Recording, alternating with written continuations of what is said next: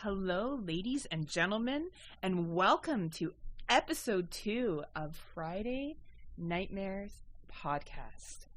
My name is Heather Powell, and I am joined by Scott Crawford. And we are recording from beautiful Flint, Michigan. First off, thank you so much for all the positive feedback we have got on our first episode. Yeah, that was incredible, and I'm glad everybody is really enjoying what we've done. We are very proud of what we've, that first episode. Absolutely. And thank you very much to Jerry Herring from Kill the Cast for, as most of you know who have listened, we are on the Kill the Cast banner. I'm actually wearing my Kill the Cast tank top right now in support of them.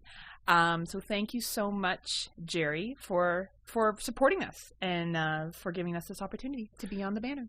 Yeah, you really helped us out, and I greatly appreciate it. It saves us a lot of time and effort, and he's the one that pretty much gets it all, works it all out and gets it out there for you. And just a quick promo for them. They've been around for 4 years now.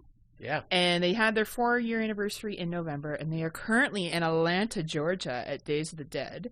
The 3 of them are together, which is pretty exciting. 3 of them together for the first time. For the first time. I was supposed to join them, but unfortunately, due to shitty Canadian dollar and financial situation, I was not able to.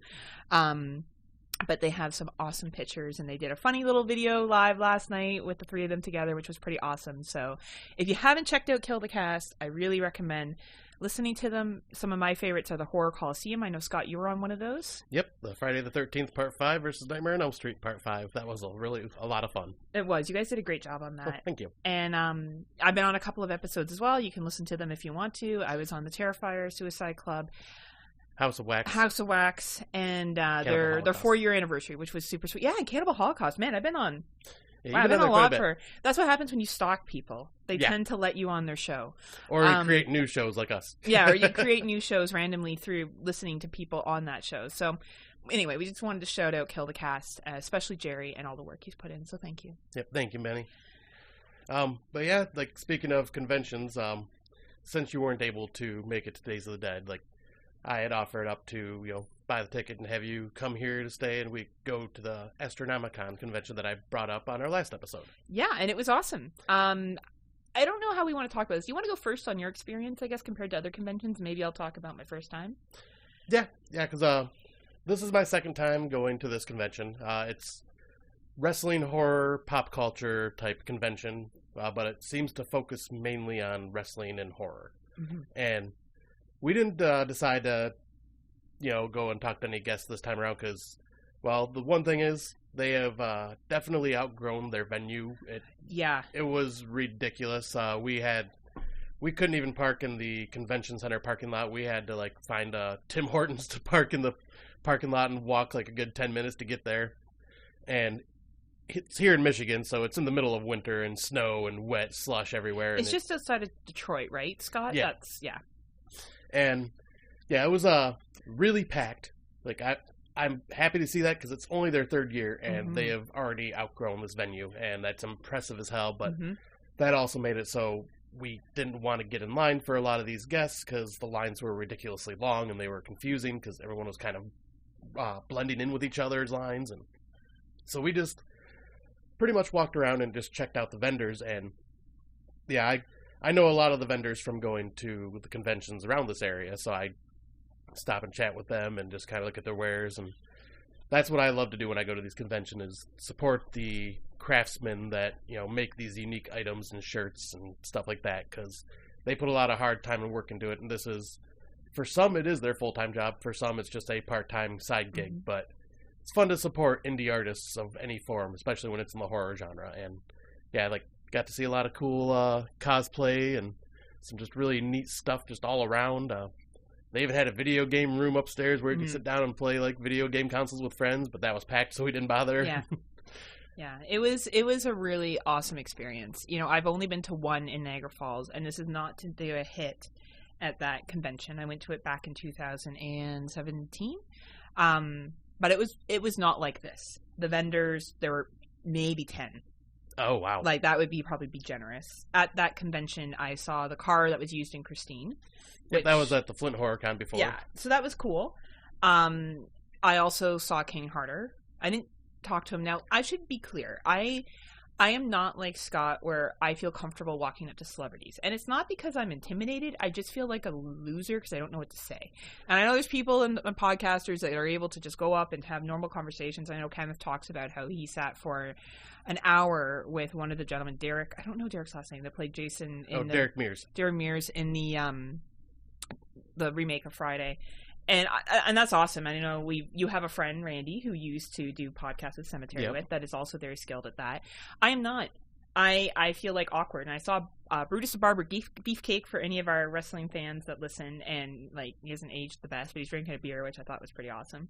And even then, I was like, what am I going to walk up and be like? Hey, when I was 5, I really liked it when you like had that drama with the Rockers. Like I didn't know what to say, but it was cool to even just see them. Yeah, that I found was really, really cool.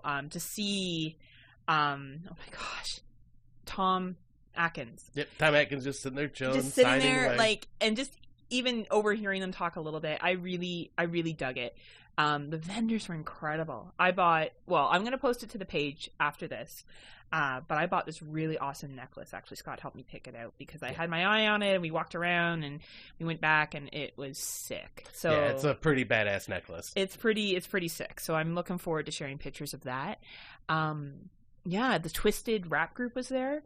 Yep, and they're the ones that pretty much created this convention too. Yeah, like they were awesome. Like I could overhear them talking to fans, and you could tell they really wanted to be there. The cosplay was incredible. Like yeah. How people were dressed up, they went all out. Like it was a incredible experience. We got some coasters and some buttons, and we did meet another podcaster that Scott knows. Yeah, shout out to Adam Thomas from the Double Edge Double Bill.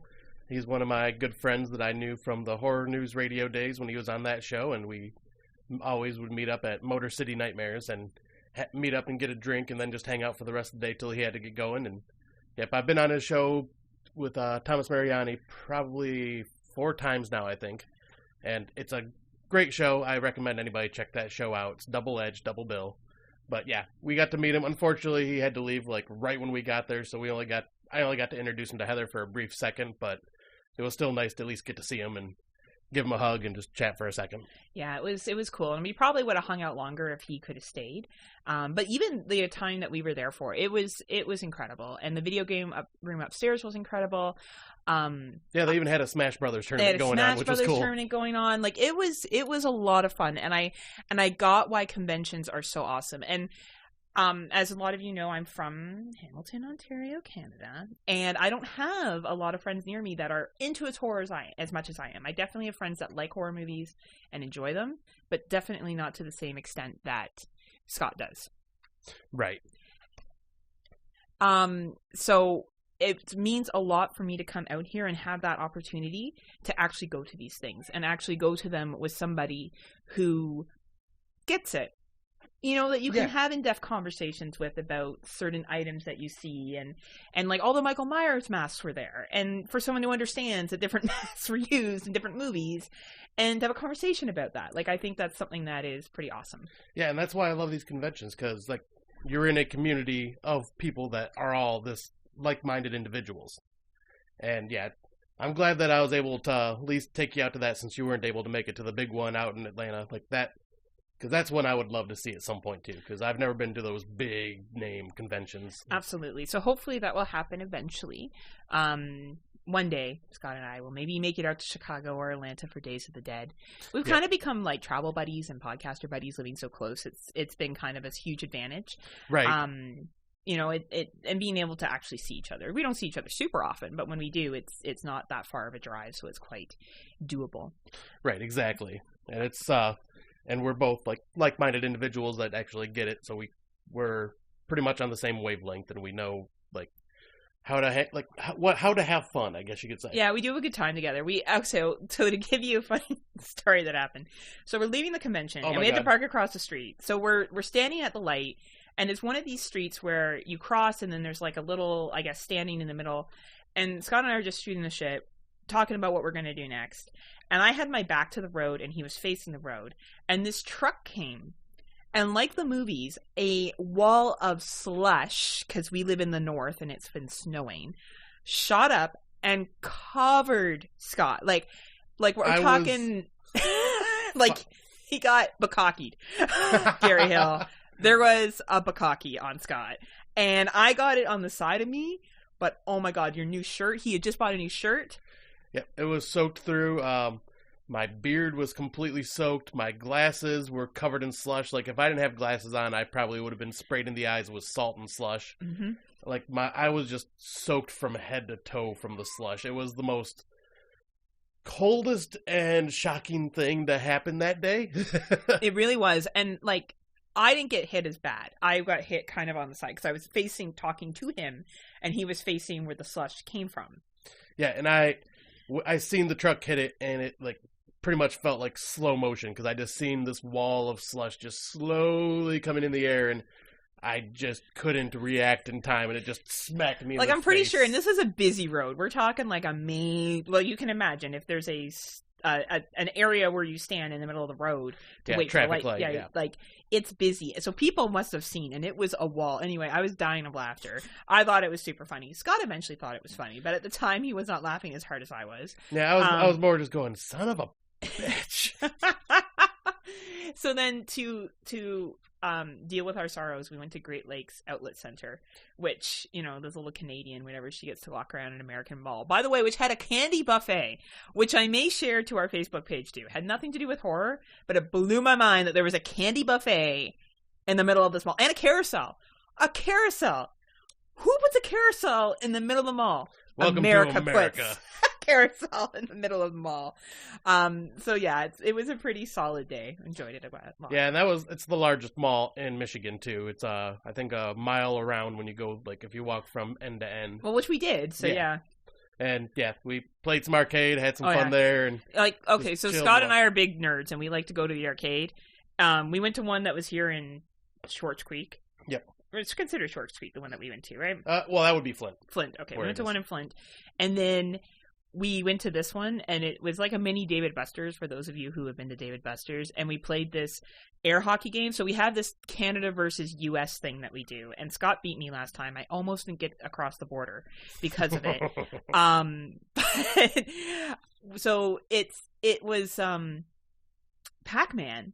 And what happened is, so we start the game, and you get two little, like, paddles each, and we put in the money, whatever, we just swipe the card, and all these pucks fell. At one time, there was like 10 to 15 pucks. Yeah, it was just pure chaos, and you're just swinging left and right. Yeah, and we were just like, it was a workout. Like, we were like working our bodies out during the... Yeah, I was exhausted. I was physically exhausted afterwards. So anyway, we're super big horror nerds, and then we had this super artistic film weekend of what we watched, and then it's ironic because this theme is slashers, which is like the complete opposite of what we watched this weekend together. But yeah, and anyway, we'll get into that shortly. Yeah. But yeah, so it was been a fun visit so far, as it always is whenever I come out. Yeah, I'm glad that you were able to experience this convention, and then hopefully in April we'll do Motor City Nightmares. Yeah, that's the plan. Yeah, that's the bigger one of our area, and it's much more spaced out, so it doesn't feel so crammed. Though it is starting to outgrow itself as well. Wow, that's good though. Yeah, horror power. Yeah, exactly. Word. I want to see more of this in Michigan. Absolutely. But yeah, so yeah, that was pretty much our fun little experiences that we had, and like we're gonna jump right into the news segment where we're just gonna cover some trailers that we've seen recently. Like recently, as in like 10 minutes ago. Yeah, well, and a couple that we probably seen, like, well, she never seen, but like a couple that I'd seen like earlier, because I don't care. I watch trailers, like, because that's how I know if I'm going to be interested in a film. If it spoils something, oh well, I don't care. I'll still watch it. I listen to podcasts that spoil films before I watch them, so trailers don't bother me. But we will do our best when we talk about what we've been watching recently to be spoiler free. Yeah, we don't want to ruin that, especially with newer films. Yeah, exactly. Yeah, the first one we should talk about is the documentary, The Mothman Legacy, which Tanya Torrance from the Horror Mafia podcast ended up sharing on our Facebook page. So yeah, go check out that podcast. It's her, Donna Nelly, Bill Casanelli, and Joey Colombo, or Joey Infante as some people know him. Great show. Highly recommend it. But yeah, she shared this one on our page, which I'm a sucker for, like, documentaries, and especially on like the urban legends and things like that, and myths. And this is talking about the Mothman the Mothman creature that has been spotted throughout West Virginia and in the Appalachias and stuff like that. And it looks like it's going to be out in the summer, and it's in Kickstarter right now. May, I think. Oh, was it May? I think I saw May. The 5th, I think, like around for Canada, around Victoria Day weekend. And I think for you guys, just before Memorial.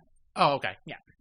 Yeah, and yeah, it looked like it'd be a pretty interesting documentary. Like, I'm fascinated by like these types of urban legends and like to see other people's stories about that. I eat up urban legends like candy. I think it is amazing. I love urban legends. I love the story about like the hook with the guy on the car and oh yeah, girl goes outside, her boyfriend's dead. Like Candyman, you name it, I'm down. So I really like the quality of how that film looks like it was done. I like how the interviews are being done and then how they're having like the reenactments throughout it. It looks solid. It looks solid, entertaining, creepy. I wouldn't say scary, but I would say definitely creepy. Yeah, creepy and fascinating is how I'd look at it. Creepy and fascinating. That's a good way to find it. And yeah, there really isn't much to talk about that one as a trailer because it's just a documentary. Like you will know more when it comes out, or because it's like it's on Kickstarter, and if you're a fan of documentaries and stuff, like go check it out on Kickstarter. It's called The Mothman Legacy, and give them some support if you want. The next trailer, well, this one is came out earlier this week, and that is Chris Rock's Spiral: The Book of Saw, which is the new installment of the Saw franchise. What did you think of this trailer, Heather? Oh man, I thought it was great. I am excited that he is not just rehashing the same story. Yes. This is not a remake. You know, I did not get remake vibe at all. I got readaptation and retelling and expanding on a story. Yeah, because I feel like it's almost like just a later sequel in the series. Yes, or, someone that's continued Jigsaw's work. And I watched some Saw movies in between the time of me coming out to see God. And yeah, she had some words. they're okay. Like, they're fine. They are what they are. I just think it got a little sloppy as the series went on. But I think that this looks like it's much more high quality. I like that Chris Tucker is in it. Chris Rock. Sorry, Chris Rock. And Samuel L. Jackson. And Samuel Jackson. I like the idea that, just the premise of it. It looks really, really cool. I won't give too much away to that, but I think it looks different and still very interesting. Because it didn't feel like a Saw film when we were watching the trailer. No, but there's a scene at the end which is kind of Saw-ish. But I just like that they're doing a readaptation, and yet again, I've been on a couple of shows. I don't have a beef with remakes. I like remakes. I like readaptations. Anything that gets people watching horror movies. I don't care. I don't care what you call something. I don't care how often you remake something. If it gets someone new interested in the genre, all the better. We need more horror fans. Not like the world has like a cap. Okay, no more horror fans. Right. So, I think it will be really, really entertaining. Hopefully, it will be out on a weekend that I'm out here in Scotland and I can go see it together because it is really awesome to go watch horror movies with someone who's as equally into it as you are. Right. Yeah, it's very rare to find someone like that. Like at least from our experiences. Yes. But yeah, I thought the same thing. Like this looked like a because I'm not the biggest fan of the Saw franchise. Like I watched the whole franchise and thought movies here and there were good and the other were just kind of okay. But the story got really convoluted and just didn't. I think they were chasing their own tail. Didn't really know how to like tie everything up and have it make sense. Mm-hmm. So.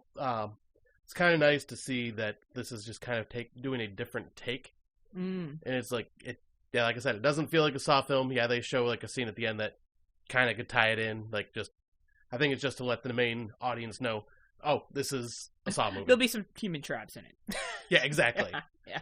But yeah, I think this looks interesting and I'm definitely curious to check it out. Like, cause I have noticed a trend with the comedians taking on directing and producing roles of horror films. Mm-hmm. And some of them have been quite successful. I mean, look at Jordan Peele. Yeah. And so, yeah, I'm all about them trying, because comedians, the way I look at it, their jokes a lot of the time come from a dark place already. Mm-hmm. So it just kind of fits that they would do something in the horror genre. And to build on horror noir from last year. Yep.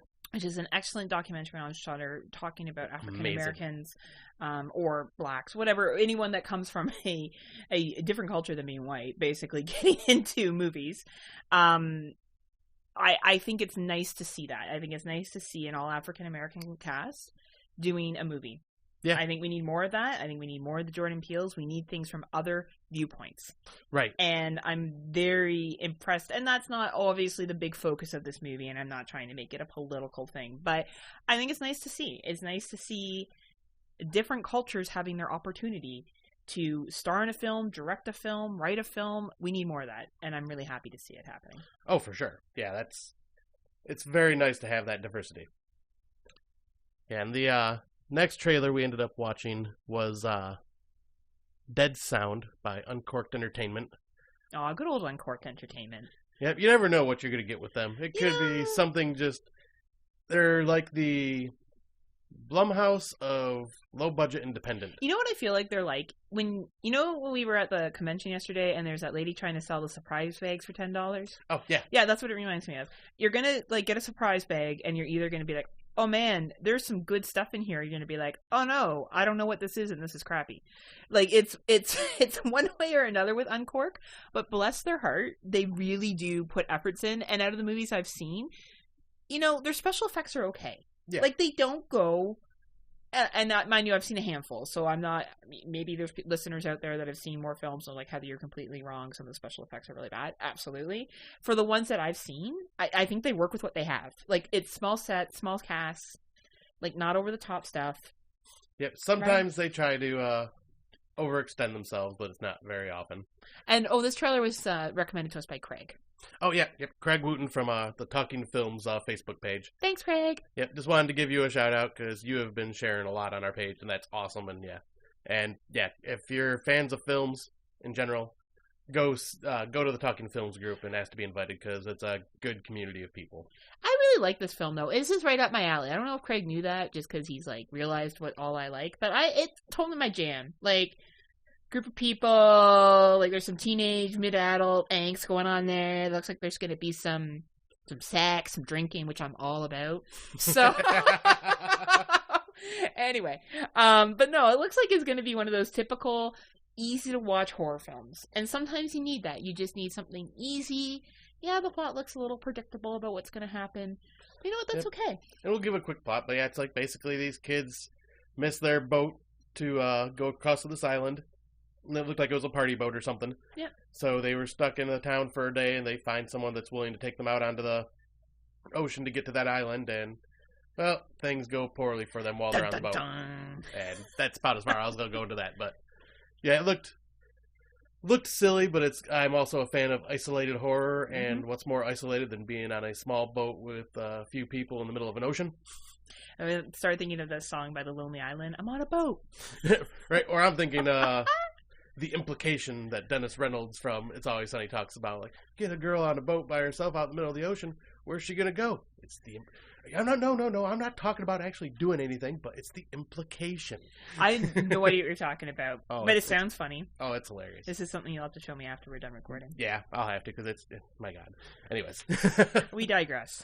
But then we ended up watching the trailer for The Lodge, which I am very excited to see this. This looks intense. Like it's for one, if you heard us on the Horrorcast, you'll know that I was kind of shocked to find out that this was Hammer Horror coming back, and like they did the Women in Black, which I didn't realize, and like I didn't know that they'd still been around.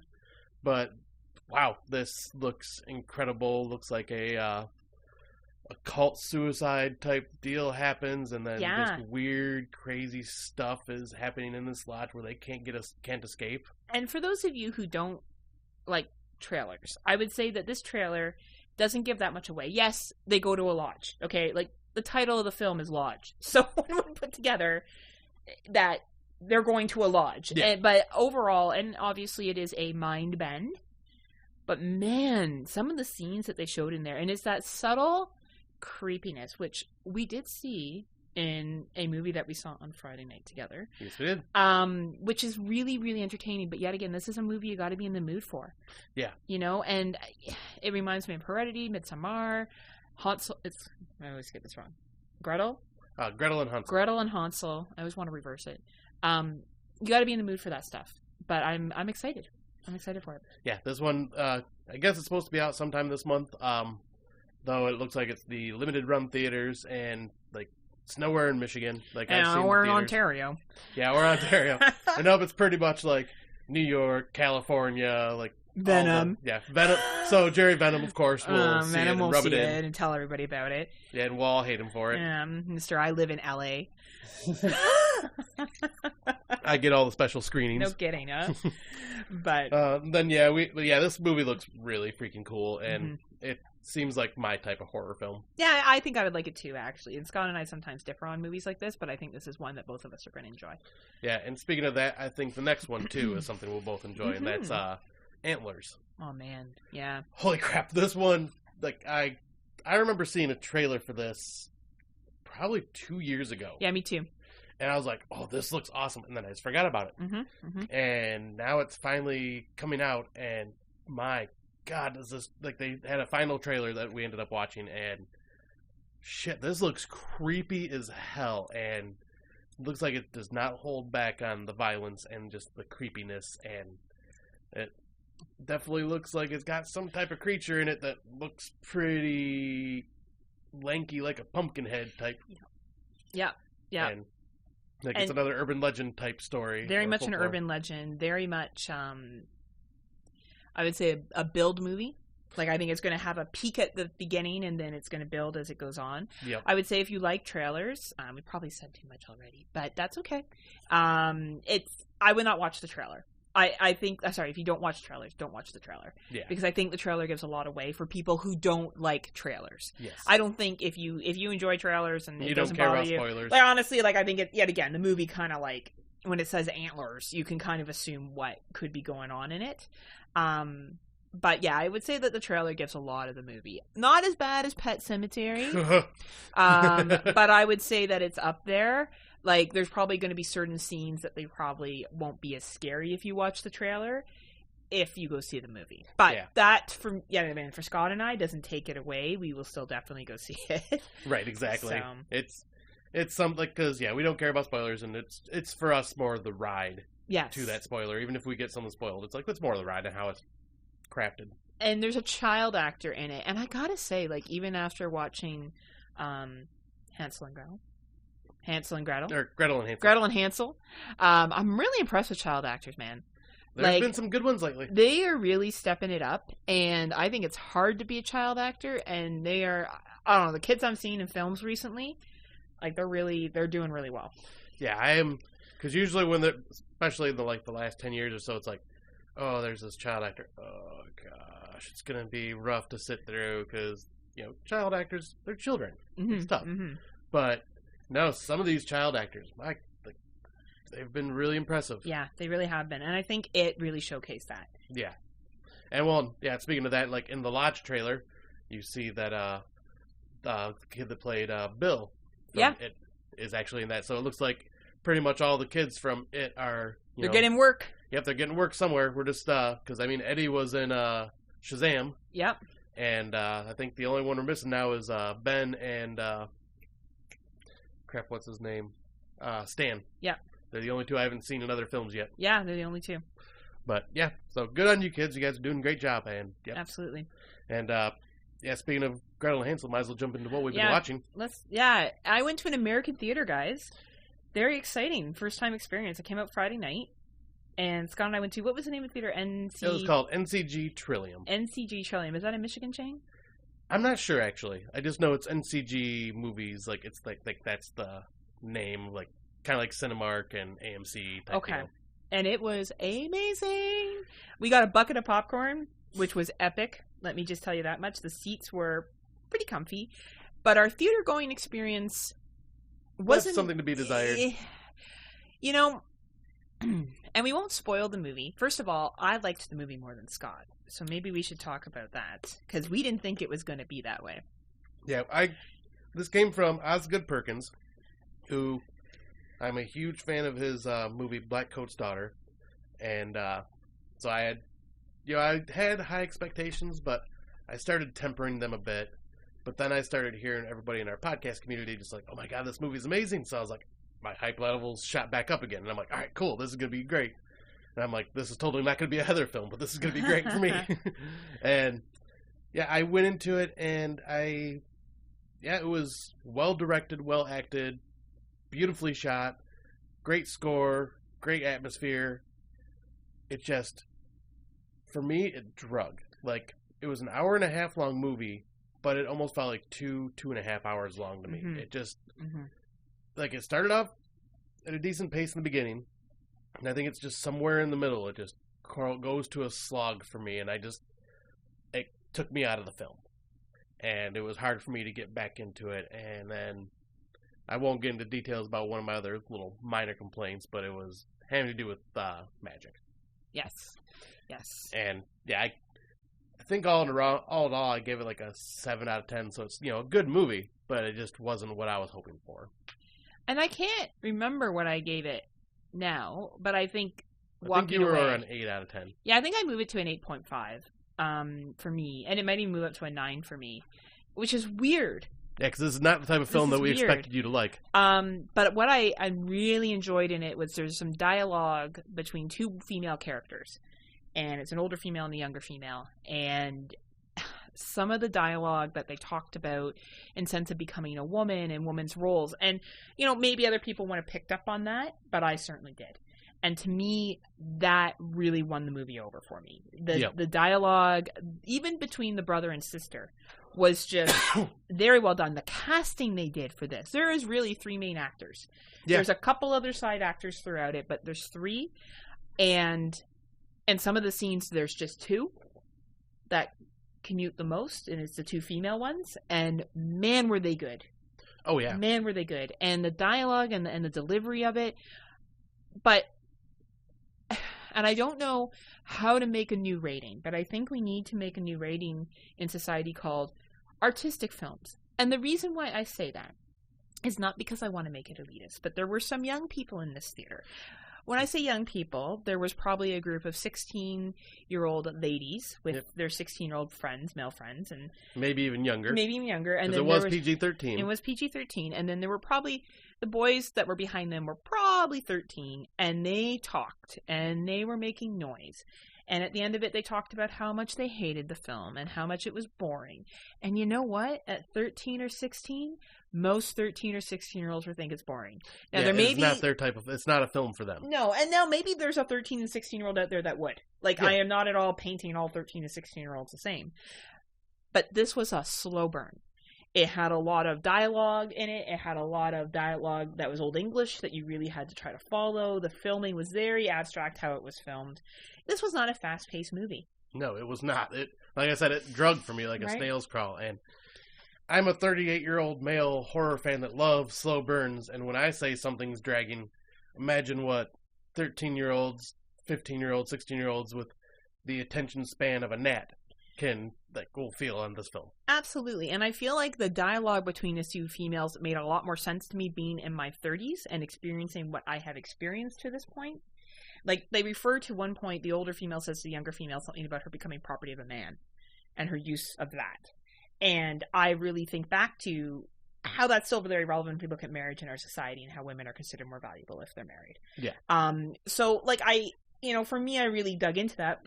16-year-old Heather wouldn't have dug into that. Like, I would have been looking for the slashing. I would have been looking to hold on to my boyfriend or whatever dude I liked at the time.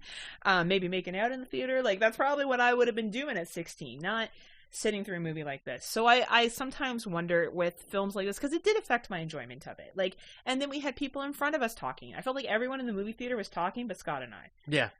And when we were talking, we would lean into each other and just talk really quietly to each other. Well, and it was brief and with purpose. Like, there was one point where Scott got a Charlie horse and he'd get up and walk it off. Like, that's, not the same thing. Yeah, because I'm old and my body fails. Right, or like passing the popcorn to each other. We're not talking like we were having full-out conversations. It was, conversations here or there. Man, these kids won't shut the heck up. Yeah. Right? So anyway, that kind of took a little bit away from the experience for me.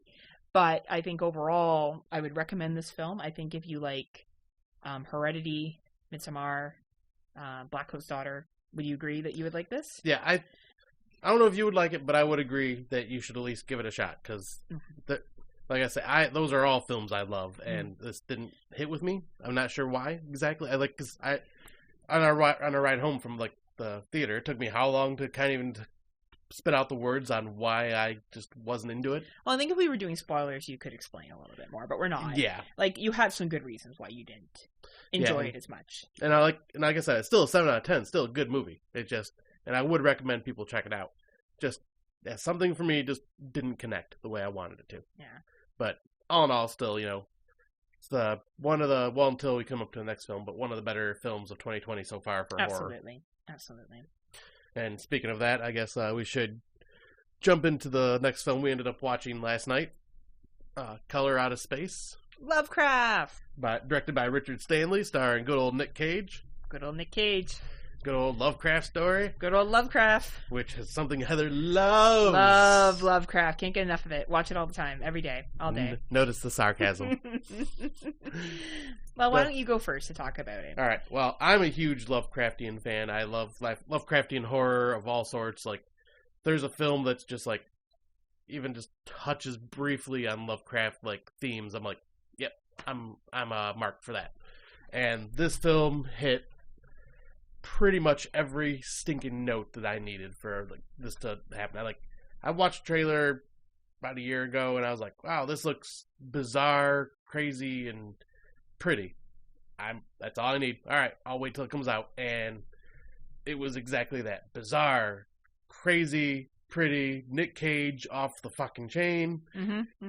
Being Nick Cage, doing an amazing job, just losing his mind. And like it hits on the Lovecraft themes of madness and the cosmic stuff that is unexplainable. But it's, pretty much a meteor lands in this family's front yard and sinks into the ground.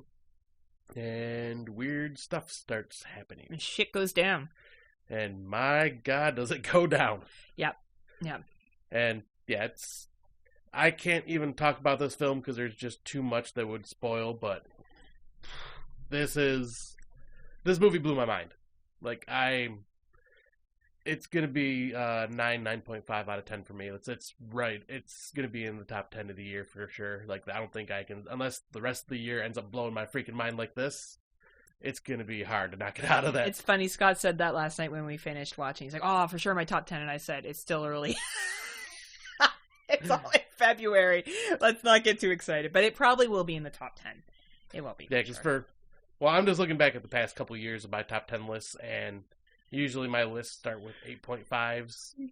So if it's already a 9 or a 9.5, it's going to be hard to dislodge it unless this year is just incredible. I think if you do a rewatch, you'll be at a 10. Yeah, I think so. Yeah, I think it's going to be right up there with me because this is my type of movie. Absolutely. And I can second it. I am not a huge Lovecraft fan. That being said, man, is this movie excellent. It is entertaining. You buy into the characters completely. Yes. About Lovecraft, slow descent, as Scott likes to say, into madness. Done so well. And Nick Cage is great. And the kids are great. The youngest kid is okay. Like, he's probably the most lackluster, but really, in all fairness, he doesn't do that much. So, right. The two middle children are exceptional. The mother is very good. The side characters are meh, but they're not in it much. So, I will say Tommy Chong is quite entertaining. Yeah, he's great. I wasn't referring to him. I was referring more to the hydrologist. Yeah, the hydrologist and the sheriff. Like, they're okay, but they don't have a big part in it. So right. I feel like, they could have, whether they acted good or well or bad, it doesn't really matter. Excellent film. Beautiful film. And I took away an environmental message from that. Now, maybe they didn't mean an environmental message, but I definitely took away an environmental message. So for those of you who do watch this movie, I don't know, maybe we'll put a survey question out there. What do you think this movie was referring to now? Because it's being adapted, right? I don't think this is the same story. I think it was an adaptation of the story. Yeah. Right? So, and we all know climate change. We're all aware of stuff that's going down. And I really felt like there was a message at the end of it. Now, I could be completely wrong. Maybe there was just a message for me. And that's okay. Right. But, yeah, amazing film. I've moved up in my rating more and more. More I think about it, it's probably a 9.5 out of 10. Oh, wow. Yeah. Because this is what I said to Scott. And he knows I don't love science fiction-y type films. Because I consider it science fiction-y. Other people may not, but I do. Lovecraft is science fiction. So... I said to him, if this was on TV and I was flipping through and I saw it, I would watch it. And that tells me I like it. That it's not, and now I would not have watched it if it wasn't for Scott. So this is one of the reasons for Scott and I's super duper close podcasting friendship buddies, is that we force each other to watch movies, sometimes the good and the bad, right. That we wouldn't normally watch. So I'm very appreciative of him getting me to watch this, and not that he forced me to, but I would not have watched it on my own accord. Right, because you knew my excitement level for this, so you're like, and it seems like whenever I get excited for something, just like when you get excited for something, it makes the other one of us want to watch it, because we're just like, well, if you're excited, okay, I got to see what this is about. Well, I trust your opinion, and even though we may not like Midsommar was your number one movie, 2019, it wasn't on my top 10. Yeah. Right? But I respect the heck out of that film. Yeah. So you understand it and respect it. It's absolutely. Just not your thing. It just wasn't my thing. This will probably make it to my top 10. I don't think it will be my number one. I don't think it will be close to my number one. Not because it's not a good movie, just because if I'm looking at personal taste, it may not be up there. But yeah, this is a solid 9.5, and it may even move to a 10. It is a exceptionally well done film.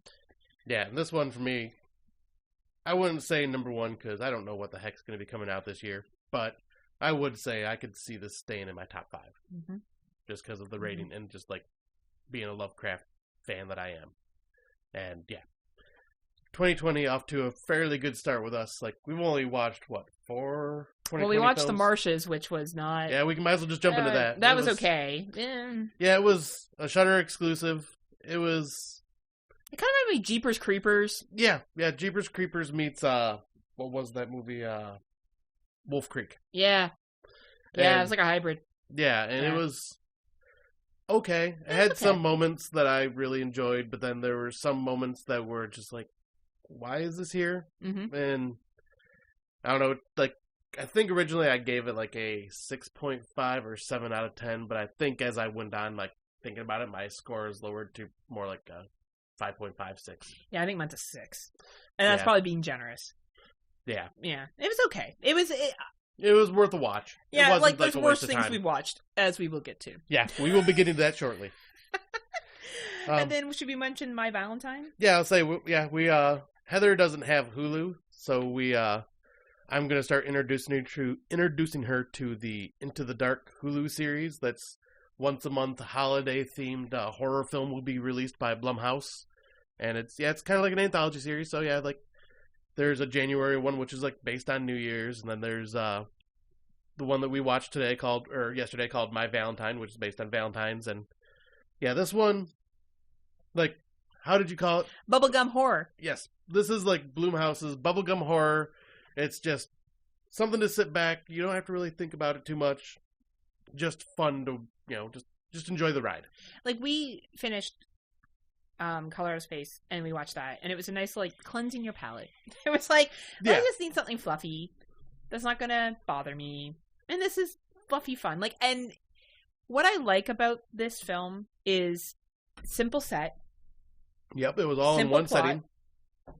Setting. Dialogue was good, acting was good, and these were actors, like, we looked up the actors because they were pretty decent. Like, yeah, for what it was very decent, and some of them had very minor roles in TV and some other stuff. Hey, good for you. Like, it was entertaining. Would I watch it a second time? Probably not. No, like... But it was filmed cool. It was basically about this woman who's a singer, so it would flash back and forth between music videos and stuff. And honestly, for a light watch on a Saturday night with some drinks, not bad at all. And it had some, like, for the Gore Hounds, there was, like, couple scenes of some decent violence. Nothing, like, over the top or anything. And good special effects. Yeah. Like, props to, yet again, these films that know what they are. Yeah. It's an hour and 20 minutes long. It's a simple plot, simple set, and the kills that are done well. The death scenes were probably realistic. They showed some pretty horrific deaths, probably realistic to how stuff would happen. Yeah. And it was done well. Instead of just trying to do too much and doing it shitty, they did less and did it well. Yep, exactly. And they, didn't have to show everything. They just showed little bits in here and there what they needed. And yeah, I just like the story about the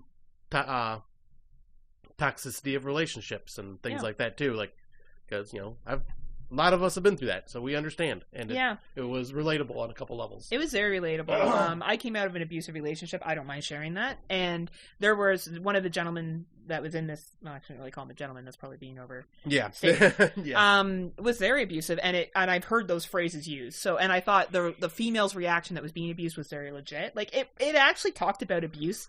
And again, this is a film that educated without shoving it down your throat. Exactly. Right? So this was a film that really looked at those characteristics of it. Like, honestly, I think this is a movie that you could introduce to someone, know your kid, but 13, 14, 15, 16.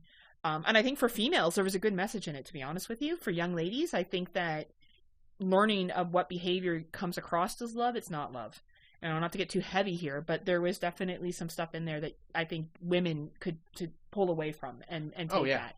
Not to say that only happens to women. I know that men end up in that situation too. But I think young girls, young women sometimes mistaken controlling for love. And I think they did a good job of educating people without, yet again, shoving it down your throat. Yeah, and this was...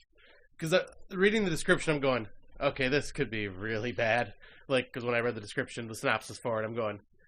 These Into the Darks are, like she was saying, bubblegum horror. Like, you don't know what you're going to get. Something could be entertaining, could be just not that good and just didn't hit with you. So I was like, this could be one of those. But, yeah, this one was entertaining enough. Like, not going to be, mind-blowing end-of-the-year material that I say everyone must watch to, for their top 10s at the end of the year. But it's, if you're just in the mood for something light and that has like a good, what's the word I'm thinking of? A good moral. Or a good message, yeah. And I think for men watching it too, by the way, unlike Black Christmas where you maybe feel like it's man-bashing, this isn't man-bashing. I think any man watching this is like, yeah, this guy's a dick and hopefully he gets what's coming to him. Yeah, exactly. Right? Exactly. Like, that's pretty much how I felt. And again, easy watch. Recommended if you have Hulu. Worth it. Yeah. And I'd say I'd probably give it about a 7 out of 10. Yeah, I'd probably give it the 7 out of 10 too. It was entertaining enough. Yeah, and we'll hopefully be on our next episode discuss the January one that we haven't watched yet, but we'll be watching that later, hopefully. Yeah, and watching more 2020 watches. I really want to see Invisible Man. I know we need to talk about that, but that's another movie that I think handles the abuse, angle with the Invisible Man's. For anyone that's seen the trailer, that's the angle that they're taking with it. I still need to see the trailer for it. And I think that it's, it does look very predictable as well, but I think it's going to be a really well done film. Right. Yet again, educate without shoving it down your throat. Yes, that's the goal here. Right. So do we want to just talk about what we've been watching? Like, well, we've been doing that, but like what was it? Indigenous and Dead Spot. You and I both. Yeah. You recommended both of these to me. Like you found them on Tubi because you got all of a sudden addicted to Tubi over this last 2 weeks. Thanks, Mark Nato, for mentioning Tubi. Because I didn't know what Tubi was. I'm a simple Canadian. I don't know these things. But yes, Tubi is a free app to anybody that doesn't know that has a massive library of films, and the only thing you got to do is just sit through commercials every 25 minutes or so. And, the shittier the movie, the less commercials. Yeah. It's only, the movies that are well-known that really have a lot of commercials. There was one movie I watched straight through, no commercials. Are you serious? Yeah. Wow. I think it was Dead Spot the first time I watched it. There was no commercials. Yeah. There was multiple commercials for me in that one. Yeah, there was nothing for me. So Dead Spot and Indigenous I watched. Dead Stop. Dead Stop. And, low budget, but man, were they good. Yeah. I enjoyed them quite a bit. They were just fun. Very fun. The basic for Dead Stop is they get stranded in the desert and many things go after them. And there's some good human elements that are in it too. There's a bunch of mixed characters and there's some relationship drama that occurs and it's pretty accurate to how people would probably react in that situation. And it's not a happy film. No, not a happy film. But it's good. And then Indigenous was just about a group of, I think it's Americans. Yes. Is it Americans? Yeah, I think so. And they go to... Americans and I think maybe a couple Europeans. A couple Europeans. And I can't remember the country they go to now. Oh my gosh, how bad Panama? is this? Was it? Yes, I think you're right. And they go, they go sightseeing, they go off a trail. And it's really good. It's also, both of them are kind of creature features with human drama. Yep, and Indigenous had more of the urban myth type creature, like, story that, yes, like, there was something to it. But yeah, they, and both films did exactly what I kind of complained about with Boar in our last episode, where it's like, when you're low budget and you either have to use CGI or something like that, hide your creature in shadows. Mm-hmm. And they did a fantastic job with both these films, keeping the creatures in shadows. So much so in Dead Stop, you don't even get to really see exactly what the creature looked like. It's like, because they probably just didn't have the budget to make the full outfit for it, and just gave you brief glimpses and flashes, and that's all you need. Absolutely. You didn't need, like, sure, the big reveal can be cool if you have the awesome effects and you can show it off, but if you don't have it, use what you got, and it worked out well. And Indigenous, they did show off the creatures, like, towards the end, and man, did they nail it. Yep, they looked creepy, and they looked good. Yeah. And, yeah, there was some good tension through both films. And I would say to you, if you like the Ruins, you'll like Indigenous. Yes. Like, I think if you enjoyed the Ruins, you'll like that. And Dead Stop, I don't know. I don't know what I would compare it to. I don't know. If you just like relationship movies of people in dire situations, stranded somewhere, and it almost had the stranded element of Hills Have Eyes, or the open water, even. Yeah. Right, where it's the survival horror. Yeah, the survival horror. That's a good way. If you like survival horror, you probably dig this. Yeah, because I probably would have just skipped right over these films and Tubi, like, until Heather was just like, all right, I really enjoyed these. You should check these out. And so I was just like, screw it, I'll give it a watch. And yeah, I actually enjoyed them both. Like, I think they're both around like 7s out of 10s for me. Mm-hmm. And yet again, props to low budget, man. Like, I think sometimes low budget stuff gets like thrown aside. You know, like, you can't always have big, over the top practical effects. You can't always have that. And these are fun. They're fun, entertaining watches.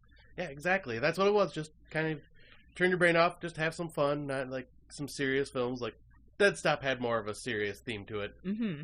But I watched them either, like, I won't talk about these films, but yeah, I've watched some films in the last month that were literally just, you have to turn your brain off. Mm-hmm. Mm-hmm. But I like those type of films. But we're mainly just talking about ones we've seen, like, together, or like either seen through our watches when we talk through our messenger and stuff like that. And there's one more that Heather convinced me into watching. Okay. Well, how about you start with this one? Okay. So, if you listen to us on the Rotten Roundtable, I would have brought this one up. So, back in 2000, and I think it was 18 that this movie came out, there was a movie called The Farm. And yes, there was. And I really wanted to see it, partly because the tagline was, they ate meat, and they paid. So, I am going to give some spoilers here.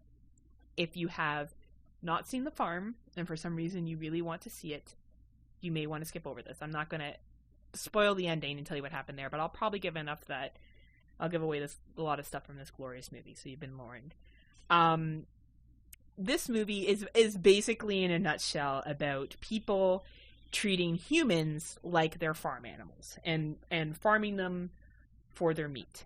So they're kept in cages, and there's a scene where women are being milked, so they're inseminated.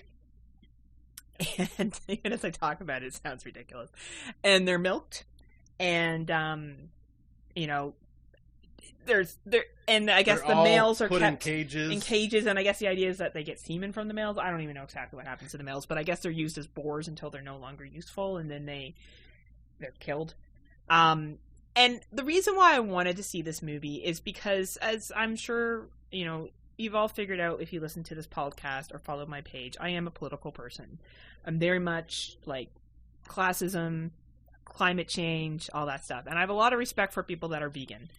And I thought that this was like trying to educate about how animals are treated in meat processing. So Kenneth brought this up on the 4th episode, or the 4-year anniversary episode of Kill the Cast, and he is actually looking at doing his own farming, by the way, and killing his own cattle and stuff like that one day, which I think is really cool.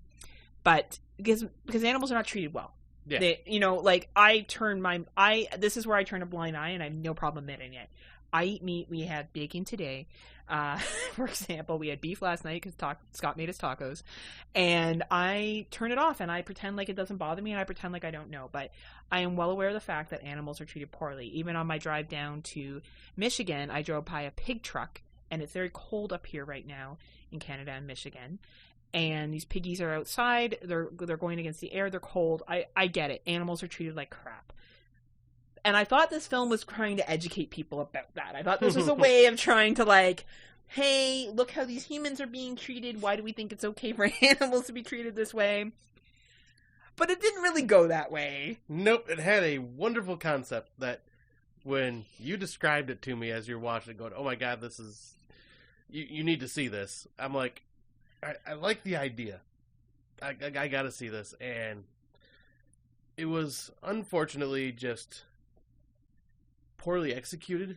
And the message was lost somewhere. And I don't know if that was their message. Like, in all fairness. It really feels like they were. But I feel like they were trying to do that. And, you know, they wear these animal masks.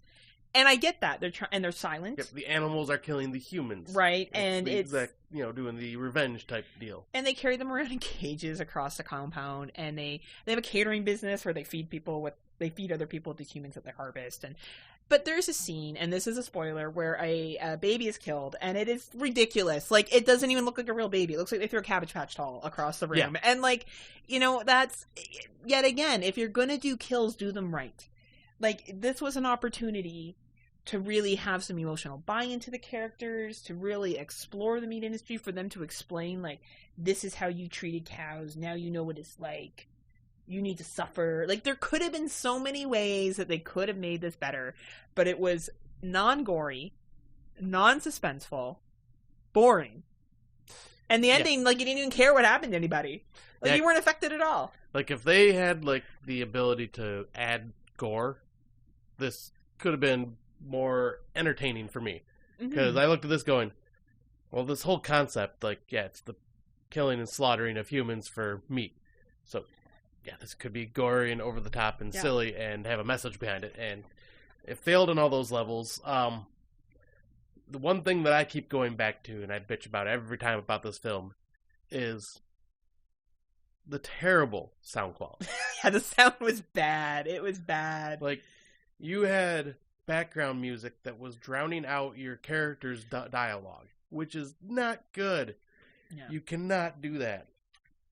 Like, if I have to turn on a caption just so I can hear what the characters are saying because the music is too loud to ever actually interpret what they're saying, that's saying something bad. Like, whoever did the sound and editing did not compress it and make it quieter like they should have. And this is speaking from a beginning editor whose first time editing was our very first episode just a month ago, and I feel like I could have added I think you could have done a better job to that.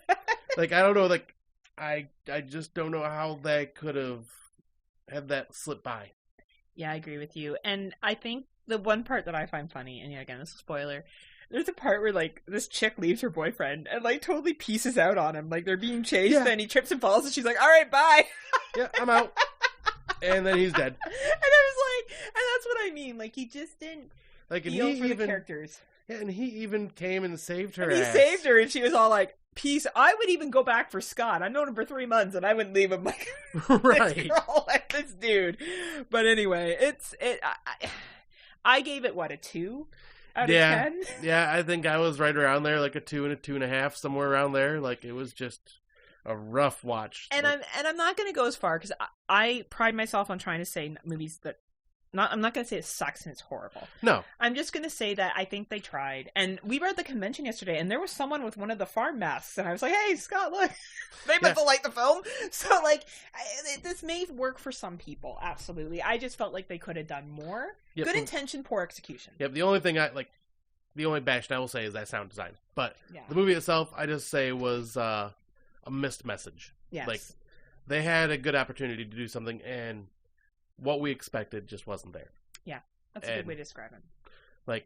Because I'm like you. I'm trying not to bash on films, because there is something for everybody out there, and someone might like this. Like, someone did. They were at the convention with the sheep mask. I don't know if that, see, I was looking at that mask, and I couldn't tell if that was supposed to be You're Next. Oh, that's true. Or The Farm. That's right. It could have been You're Next. I just imagined it was from The Farm. I mean, I think it's because The Farm is more fresh in our head. That's probably why. You're right. You're right. Yeah, they have like the same killer animal masks like the You're Next does, right. so they have very similar looks, but it's probably You're Next, not The Farm. I would be shocked if someone else has seen The Farm, and just because it's low budget, straight to video, like not many people probably have even seen this film. No, and I wouldn't even recommend it for gorehounds. Like I don't. No, if I recommend it to anybody that's just a fan of film and like. If you are a vegan, like a revenge style message, this might work for you. Yeah, like, maybe. You're like, see, that's why you don't buy meat from meat manufacturers. I don't know. Yet again, good intentions, poor execution. Yeah. Best way to sum it up. Yeah. I would say it was definitely something that you have to experience to understand. Yeah. Well, you don't have to. Don't blame me. If you do watch it. I'll blame you. Yeah, Scott can blame me because I did tell him to watch it. So I mean, I make her watch bad movies too every once in a while, so it's only fair. Not as bad as that. That was pretty bad. Give it time. Give it time.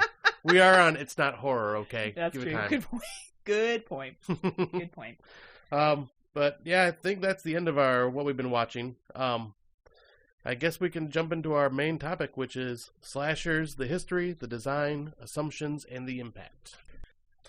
And I will be starting first. I ended up getting some notes and looking up kind of the basic history, pretty much from the 1940s on, of like the slasher genre. A lot of this information comes from RealRundown.com, and the title of the article was "The Origin of the Slasher Movies" by Kyle Atwood. So pretty much from the 1940s to the 1950s, this would be basically the start of where the basic construct of slasher films kind of started. The 1920s is where we start with the basic construct with a film called The Bat, which is a group of unfortunate victims is stalked by a killer in a horrifying mask, which that's kind of a take of slashers right there. It's the mask, the stalking. Mm-hmm. So it's like the basic bare bones concept right there. Absolutely. All right. So in the 1940s, we see the Leopard Man, which is earliest American film that tried its best to realistically portray a serial killer. So another form of slasher in the way. And there was also the Scarlet Claw, which is where a Sherlock Holmes story, and he's investigating a series of murders where the killer is using a garden weeder to repeatedly attack his victims. The cinematography of slasher films is pretty much where this was born. Nice. Because it came with a camera work of focusing on the brutality of murder being committed. So yeah, that would be kind of like what we see in a lot of these slasher films from the 80s. So the interesting thing, when did you say that first film was, Scott? 1926. 1926. So we're looking at the Roaring 20s. Yeah.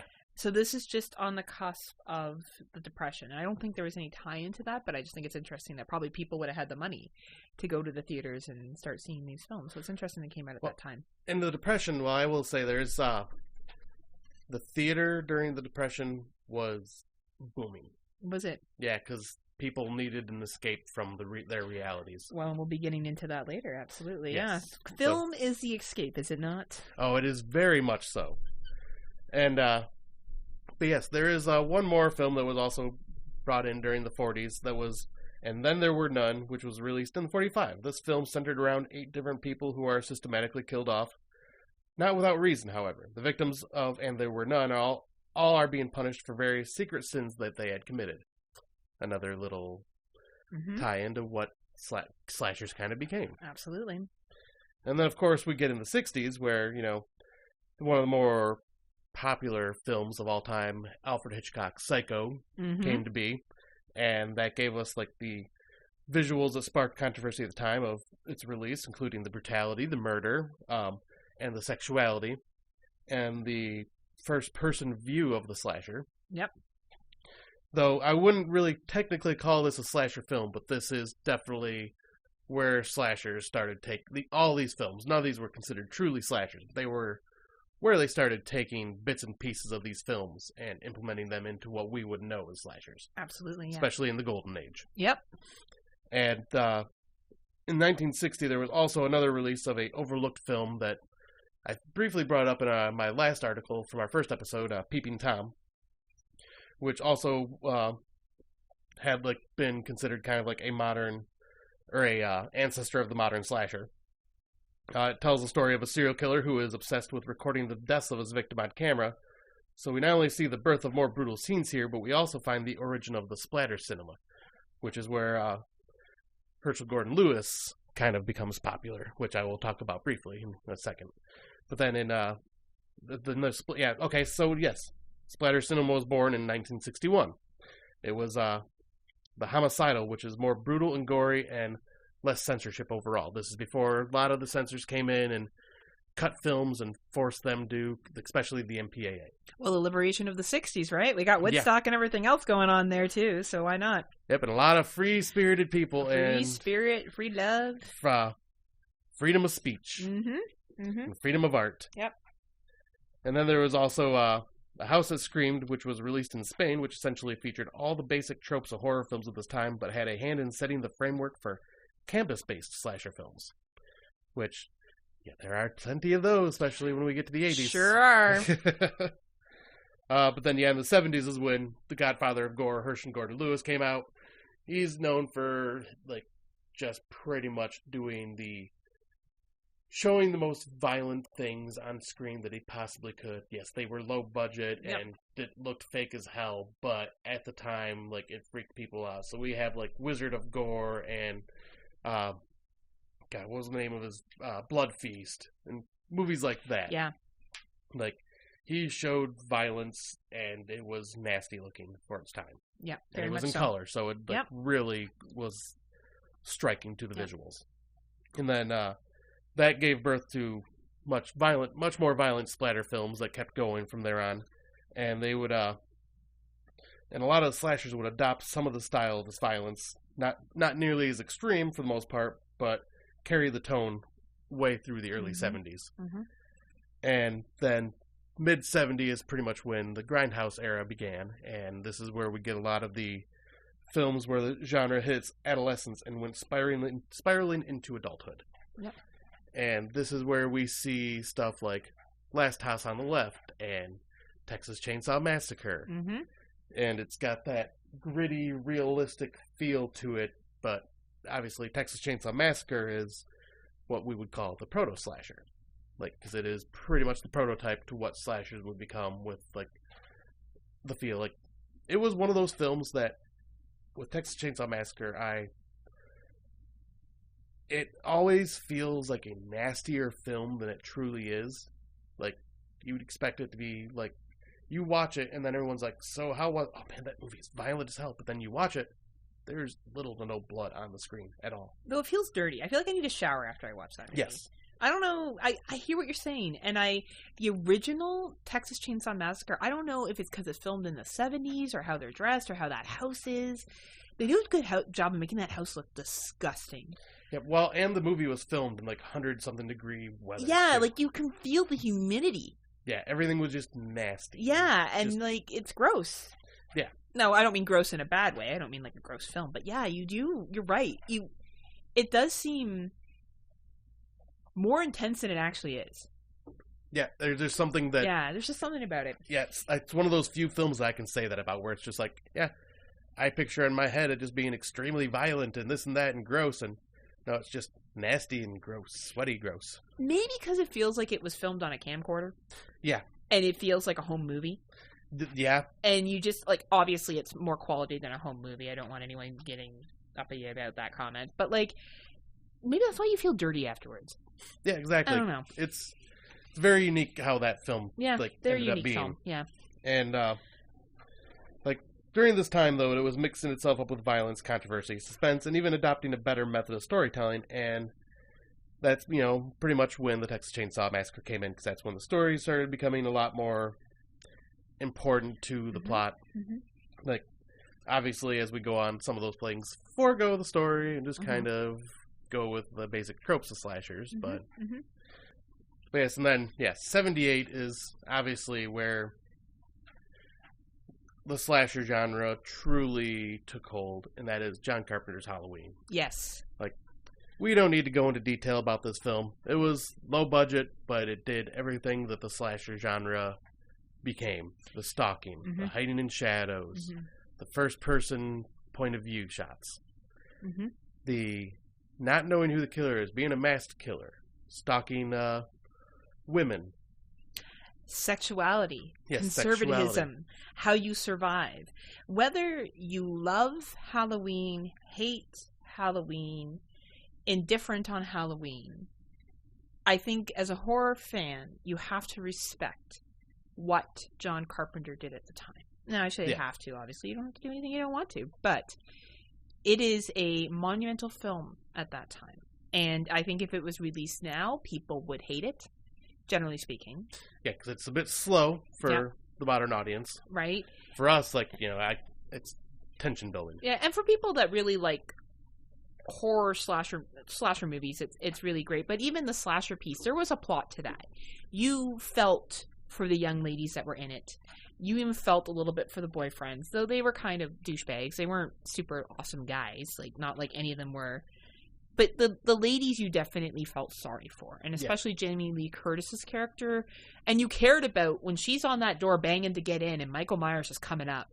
I don't care who you are. There was some anxiety there. Yeah. Like, why haven't the kids opened the door yet? She needs to get in the house. She needs to get in the house. She needs to get in the house. Like, there is something that builds in you there.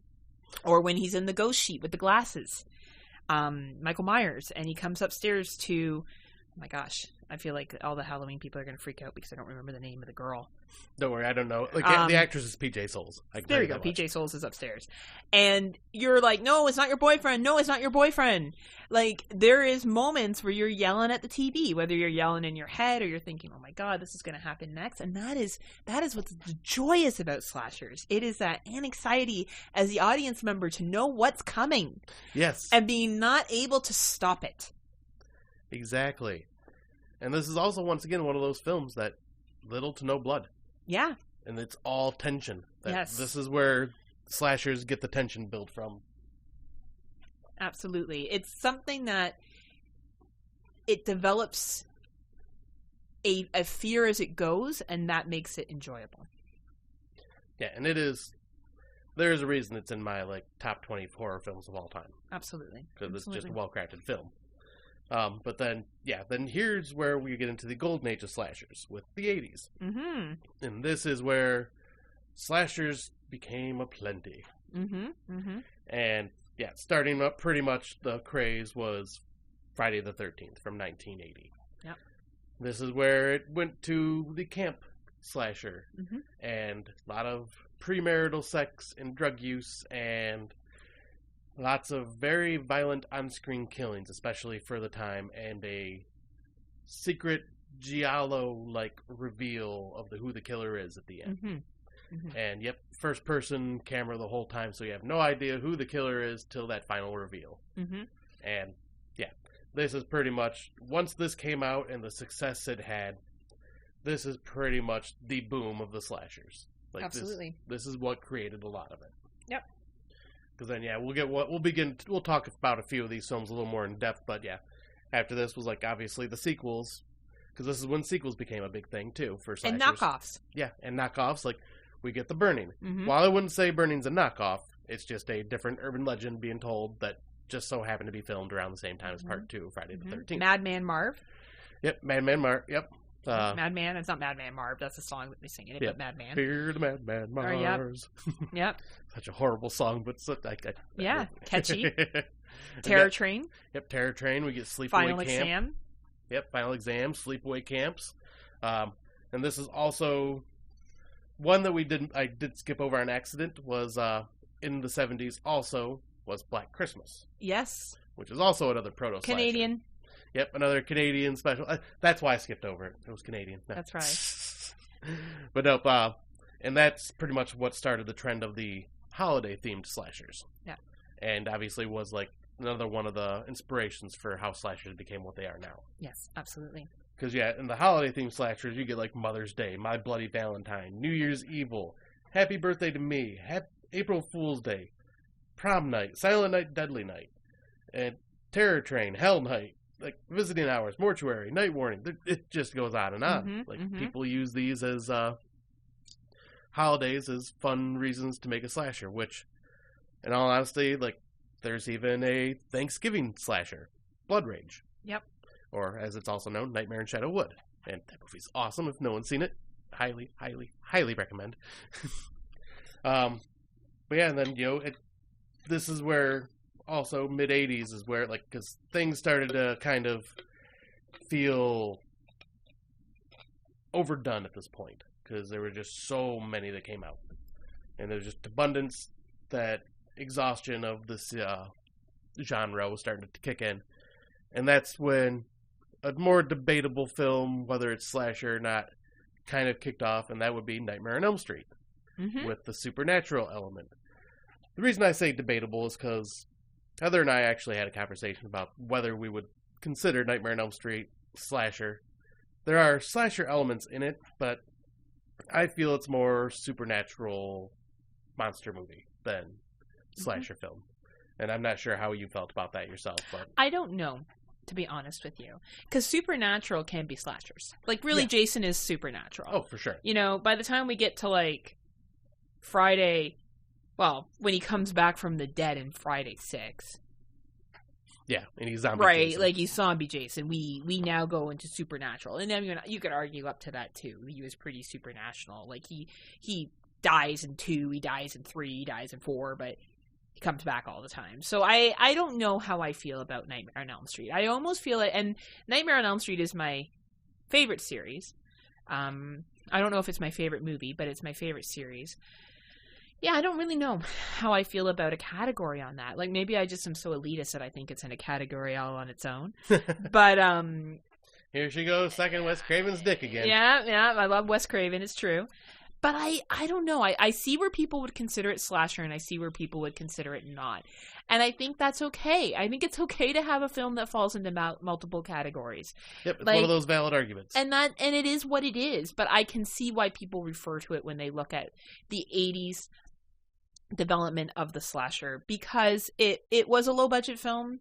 It was built on Wes Craven's dreams, the nightmares that he would have, and fears that he had as a kid. So yeah, like, and of someone dying in their dreams. Like, it was a story of a med student that died in his dreams. So, I guess I see where the relation is, but I also see how it's supernatural too. Yeah, because I could see the arguments on both sides. Like, for me, I'm just not sure how I specifically feel about it, really. Yeah, and I don't think you need to feel a certain way, to be honest. Like, I think if people consider it a slasher, that's fine. Like, I think there's nothing wrong with that, but I think it can fall into multiple categories.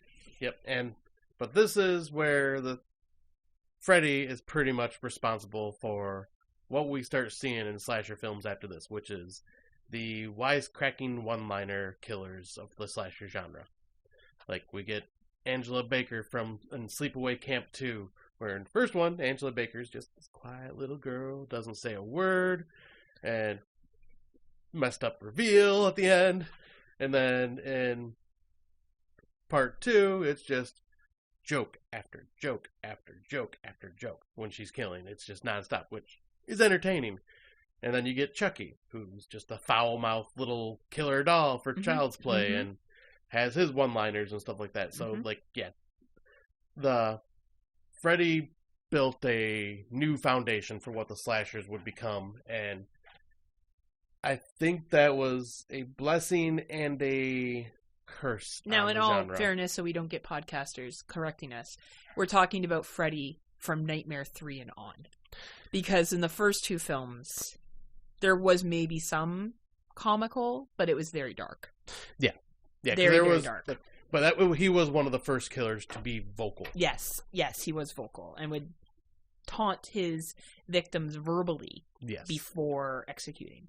Yeah, but where a lot of the others were silent protagonists that wore masks. Yes. And Freddy had a face that you could see. And a story. A more clear story, too. Yep. More than, I'm getting revenge because someone pulled a mean prank on me in high school. Right. Right? Like... Which is one of the typical 80s slasher tropes, especially in the camp Some girl said she was going to have sex with me, and then she didn't, and she embarrassed me, and now I'm mad, I'm going to kill everybody. Yep, exactly. And then, this this is pretty much what was the blessing and the curse of the slasher genre, because it brought out some interesting new characters to the series of franchises, and brought out some interesting one-off slasher films, but then also it got just too jokey. Yeah. And no one cared anymore, and like slashers just started not making a killing at the box office anymore, so people kind of gave up on them. Yep. Then we hit the 90s, where Wes Craven, once again, reinvigorates the genre with Scream, which, pretty much takes all the tropes of everything before and just mocks them relentlessly, and adds a bunch of new elements to what would be considered a tired genre at this time. And I think if we look at New Nightmare that came out in 94. Yep, that was the start of it. Yeah, and that was the idea that you were no longer safe as an audience, breaking down that third wall, I guess you could say, in a sense that Nancy, or Heather Langenkamp, then played herself in the movie, and Freddy was coming off screen into reality. Yep. Now, not to go into that too much, because that's not what we're talking about, but if we look at Scream, that's what it was. And really, if we think about parents, and when the 80s and the slashers came out, and I'm going to get into this more in my piece, but, oh, you shouldn't be watching all that violence. It's going to go to your head. Oh, young people are going to go out and they're going to shoot. Like, we hear this again with video games, right? So Scream enacted that fear that white men, because it was all white people in the first one. Yep. I don't recall anybody of color being in that film. That was a main character. Middle class, I believe, except for there was one main character that was, gave the impression that he had less money. Yeah. And reenacting these fantasies of scary movies, watching one too many scary movies. And I remember being a young Heather watching Scream, falling in love with that series, and my parents thinking something was wrong with me. Like, why do you like all that gore? Why do you like all that slashing? That's not good for you to watch. Right. That's too violent. But let me throw on Pulp Fiction and that's fine. I think that it's very, very interesting how Scream took the fear that society had and played on it. Yes. You watch one too many scary movies, you play one too many video games, that's where violence comes from. Yep. And that is like a fear that we will always have one way or another, like as a society. And the one thing, though, I do love, like you were saying with breaking the fourth wall, the one thing, he made a character that was specifically the audience, which was Randy. Yep.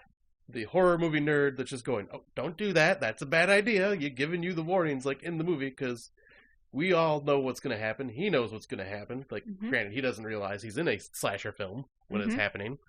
But, yeah, he is us, represented on screen. And he's one of my favorite characters from that series because of that. Absolutely. And, they came out with a couple sequels that, well, we've already debated Scream 3 and its merits and how it's Oscar-worthy to Heather, and we won't go there with me. But thanks to the success of Scream, we got a lot of the new age 90s I Know slashers. What You Did Last Summer. Yep, Know What You Did Last Summer, Urban Legends, Valentine. Like, we just got a slew of these, like, because there was a success, but none of them hit that successful mark like Scream did. But they all tried copying the formula of young pretty TV stars and up-and-comers and the occasional, like, well-known actor or musician. Like Drew Barrymore in the opening of Scream. Yeah. Like, Drew Barrymore, I believe, was almost on the front of, like, they had the characters lined up on the poster, and I believe that she was one of the front ones, which makes sense. She was the most well-known person. Yeah, that's how you're going to sell your movie. In the film at the time. I would say probably besides Neve Campbell, because Party of Five was on at that time, and that was a pretty big show. Now, she had been on Catwalk for any of the Canadian fans that are out there. But let's be real here. No one watches Canadian TV except for a handful of Canadians. So, and a few Americans. A few Americans here or there. But, like, she was the big star. And even if we look at I Know What You Did Last Summer, you had Freddie Prinze Jr., who I believe had been in She's All That. I don't know if that came before or after that movie. Right. Sarah Michelle Gellar. Sarah Michelle Gellar, that was from Buffy. So you definitely had people that were targeted to that age group, and I love those movies. Even if we saw Crush, or The one with Marky Wahlberg and Alicia. Oh, Fear? Fear. Like, that was almost like a slasher. Or maybe it was more suspense because he doesn't slash or kill tons Right. of people. But you still, yet again, you see that move over of these young stars kind of playing to that teenage angst side of things at that time. Because that's even more of a good point. Because Scream not only paved the way for the slasher genre to be reinvigorated, but it inspired all sorts of other genres of horror films to start getting these actors and actresses. Or thrillers or other things like that. Like, transferring over, Look at The Faculty. Yeah. Elijah Wood. Freaking, Devon Sawa, wasn't Usher. he in that? Usher, yeah. Devon Sawa, yep. Yep. There were, like, all these famous people were in these, like, films that's because of Scream's success. Yep. And it kind of it was pretty much what reinvigorated the horror genre as a whole. Yes. Not just slashers. Well, and it spoke to that generation. Yeah. You know, I remember eating up those movies like they were candy. I couldn't get enough of those films. And I was a perfect age. I was 13 to, 17 when a lot of these movies came out. Mm-hmm. Loved them. Loved them. I was 15 to 18. Yeah. It was right around that age. Right around that age where coming of age of dating, you're getting boyfriend, girlfriends. Like, I still remember the opening scene of Scream 2. And we were at the every time I go to the movie theater, I didn't tell Scott this, but I think of Scream 2 in that opening scene. Nice. With Jada Pinkett and Omar Epps, I think. I think it is Omar Epps. And like he goes to the bathroom and he thinks he hears people messing around and he gets stabbed and the Scream guy the killer comes back and to the theater and kills her in the middle of the theater and no one reacts because they think it's part of the show. And oh my God, like that whole build-up scene, that is an amazing opening scene. You know, say what you want about the sequels, but that scene is well done. And Jada Pinkett's screaming was blood-curdling. Yes. Blood-curdling scream that she did in that. So, you know, I really think that did set off an era and responded to that time. And they started to get more diversity in the films. Still, those characters played a specific role. Yes, they did. They did. Like, let's not give Wes Craven too much credit here because they were still very much typecast. Yeah, but I think he was also purposely typecasting them to kind of mock that old trope as well. I don't think so. I honestly think I think Jordan Peele is the only person that really broke that, to be quite honest, in Candy. Fair enough. Like, I really do. I think that I'm not going to give Wes Craven that credit, and I really like Wes Craven. But you know what? No. I think that as we get to now, we're seeing more diversity and equality. Oh, definitely. Right? I can't argue that. I don't think I think he just did that because Jada Pinkett was a hot star and was married to Will Smith at the time, and she's a good-looking lady. And Omar Epps is hot. Like, I think two good-looking people that are in the beginning of the sequence like that, and well-known, right? Yeah. Enough. So you had the buy-in. Right. But unfortunately, what came of all this ended up, I think, being what led to kind of the demise of the slasher genre for quite some time, and that would be the Scary Movie franchise. Yeah. I personally think, like, while I enjoy Scary Movie 1 and 2, I think they're funny as hell and just over-the-top, silly and goofy, but they basically took the fear that was left in those films and the kind of wink at the audience, nudge, nudge type stuff that Wes Craven was doing with those films and all the other slasher films that came out after that. They took it and just ran it into the ground. You know, it's funny you say that. I don't think I've ever told you this, but when Scary Movie came out, I saw it 3 times in the theater over the weekend. Really? Over the weekend it opened. Wow. I went Friday night, I went Saturday night, and I went Sunday. And I don't think I've seen it till it hit VHS, and then I watched it like 3 or 4 times, like within a couple weeks. I have seen all the Scary Movies. I think I stopped after 3 or 4. Yeah, I've seen them all. And I think that, you know, you just blew my mind with that statement. I never thought about that till now. Yeah, because they just pretty much made horror a laughing stock for a while there. Yeah, they did. You're right. And because they were really popular, especially the first 2 were really popular in theaters. Yeah, and a lot of people went and seen them. Yeah, and then that this is another story, but it brought on the slew of parody movies we see now. Yeah, and let's not go there because those are some rough movies. Yes. But then 2000s comes around and we don't have like much. It's like a sprinkle of slasher films here and there, and like I'm trying to think. Like I can't think of any early 2000s ones. Like the only one I can think of would be like when Behind the Mask, Leslie Vernon came out. Yep. Because that is that one was 2006. Yep. And that took the kind of the Scream aspect of the, poking fun, but doing it in a serious tone with a very charismatic character that's playing the killer, which we saw yesterday. Yes, Nathan Basil was at the convention, and I so wanted to meet him, but that line and just too many people. Yep. But yeah, he plays such a charismatic character that you actually love his character. Yep. And then when he goes into Leslie Vernon kill mode, he's frightening. Yeah.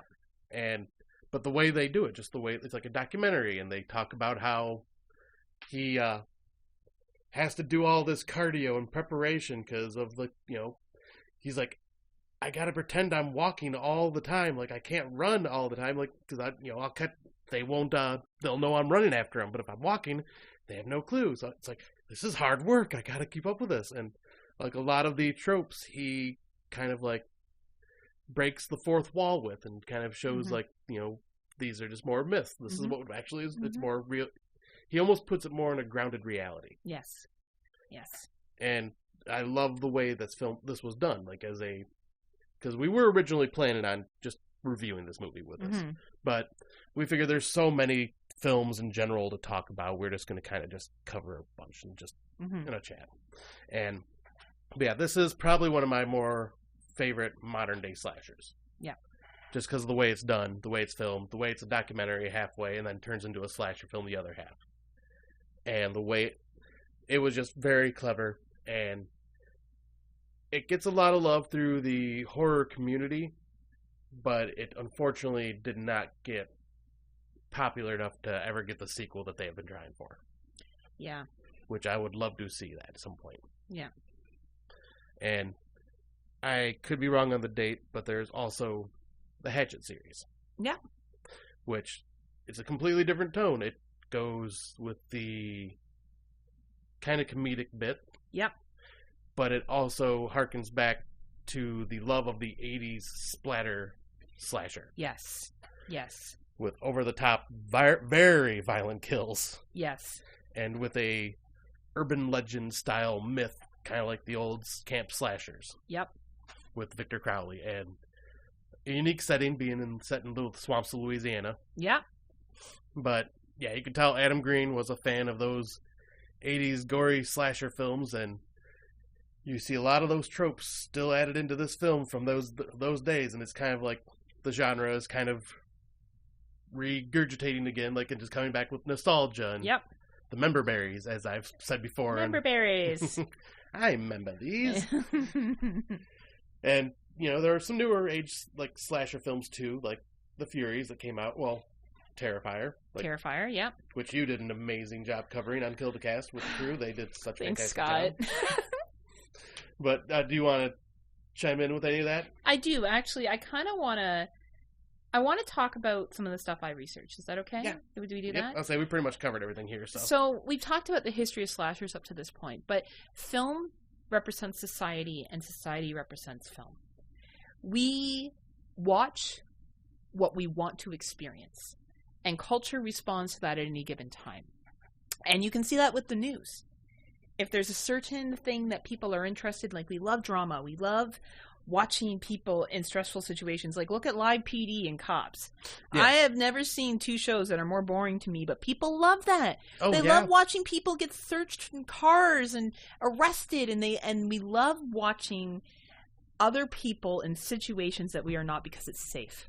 Right. It's safe. And I really felt that there was a connection between society and horror. I wanted to look at the 1980s, and I wanted to look at the early 2000s, and I wanted to look at the political, social, economic situations at both of those times. So, as I've talked about a million times over, I enjoy history, I enjoy political and social commentary, and I wanted to look at the two of these. So I did read an article from Kara Convin, and she talked about the political and social impact of slashers in the 80s and in the early 2000s.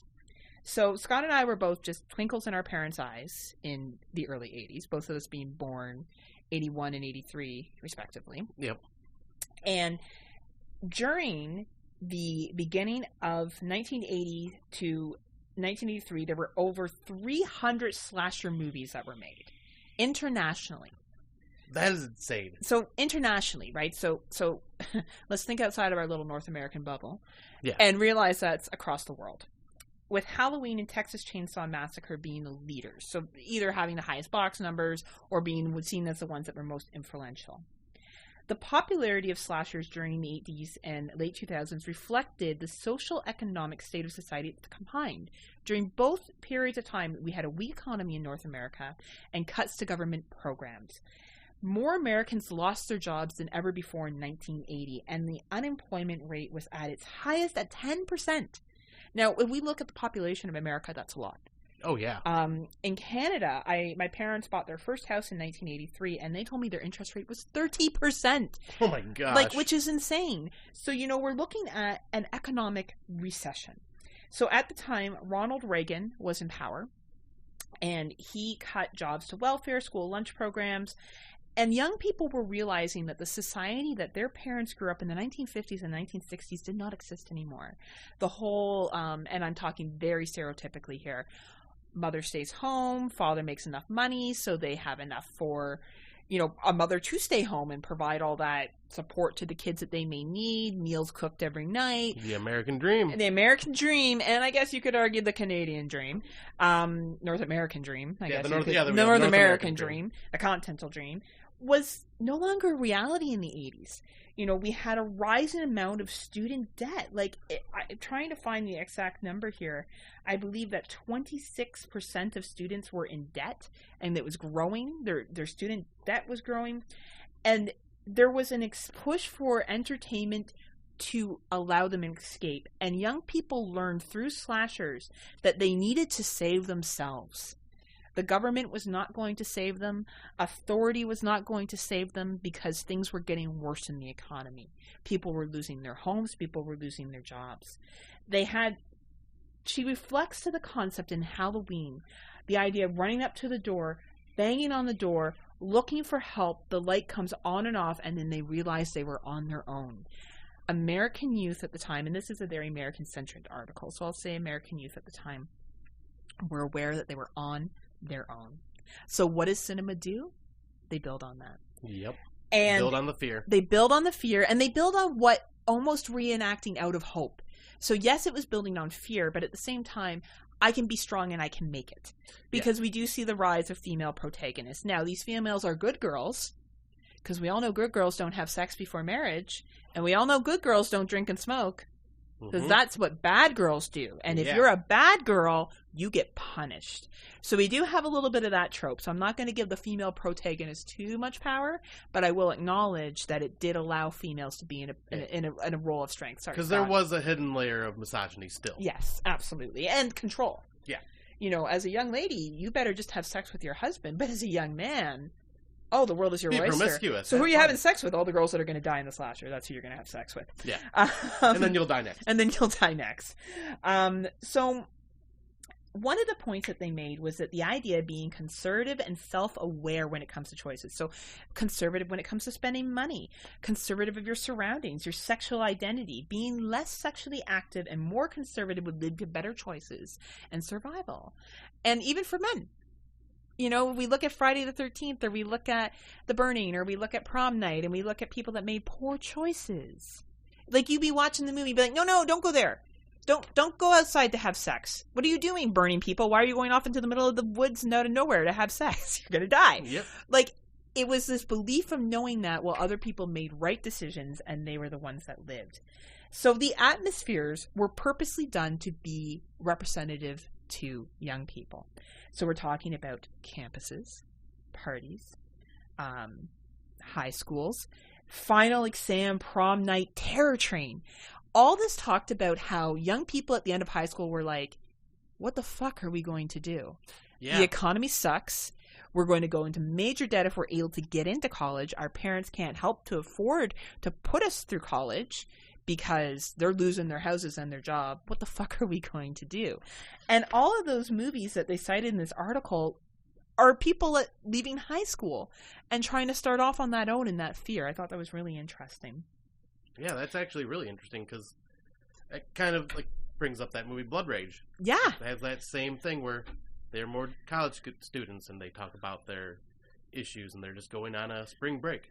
Absolutely. Or a fall. I guess it was a fall break. And you know what's interesting? Indigenous did this too. So Indigenous, which is not a slasher movie, but there's a point where they're sitting around having drinks. And I'm not sure if you caught it, Scott. And one says to the other guy, how's the job search going? Man, it's really hard. I'm mounted in student debt. Like, we're still looking at that in 2020, but this movie came out a couple of years ago. Our student debt is probably even worse now than it was in the 80s. And it's the same in Ontario. Like, you know, Scott and I compare a lot about our two countries, and we talk a lot about economics and politics and stuff like that, which we won't go too much into on this podcast, just as it's relevant to the slasher genre. Yeah. But you know, student debt is an issue. So I'm not surprised that they used that as a reference in this article to talk about why slashers were that escape. So Ronald Reagan was up for re-election in 1984, and this is a really interesting point she made in this article. Nightmare on Elm Street was released, the idea that authority would not believe you. So Ronald Reagan had already been in power for 4 years. And now everyone I understand has their mixed feelings on Ronald Reagan, and I'm not saying he was a poor president. I'm just regurgitating what was written in this article. No one will believe you if something is wrong. The power cannot help you. Authority figures will fail you, and you have to figure it out on your own. So we can remember Nancy through Nightmare on Elm Street. No one believed her. Mm-hmm. She was constantly, and she realized at the end. And her father was even. Her father didn't believe her. Her boyfriend didn't believe her. Her boyfriend's parents didn't believe her. No one believed her. And the young man that was in the jail, that goes to jail in the first scene, and he gets hung in the jail cell early on. And he sees his girlfriend brutally murdered in a weird, no one believes way. Right? Yep. And at the end of it, Nancy, through her resourcefulness of doing the booby traps and trying to outsmart Freddy, she's on her own. Yep. She's on her own. And I think that's really what this was reflecting at the time. The final girl, you maintain all the rules, you don't move off pace, you do the right thing, and you can survive. Right? Because Nancy never has sex with Nope, she doesn't. Her boyfriend. Now, it's not to indicate that they hadn't had sex before. We don't actually know that. No, but just in the movie, you don't see it. So, to tie back into Richard Nowell's Blood Money, a history of the first teen slasher cycle published in 2010, besides the fact that these films were socially and politically representing what teens were feeling, they were cheap. Yeah, we all know they were cheap. Cheaply made, cheap actors, everything was cheap. Could pump them out quickly. And they would all make a profit. And they all made money, which in the recession time was difficult. And yet again, people were going to these films for an escape and hope, or to see life on film, yep. You know, to have that outlet. Teenager facing the reality they would not be successful as their parents, the economy would not be as kind, and they were going to have to fight for themselves.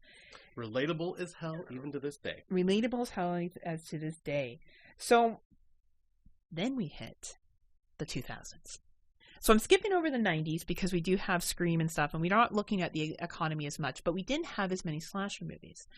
But in the 2000s, they had bigger budgets, larger kills, using stars from well-known television shows, mostly white, mm-hmm. So we can see who the genre was geared towards, with additional cultural groups joining in as well, but usually as secondary characters. Yep.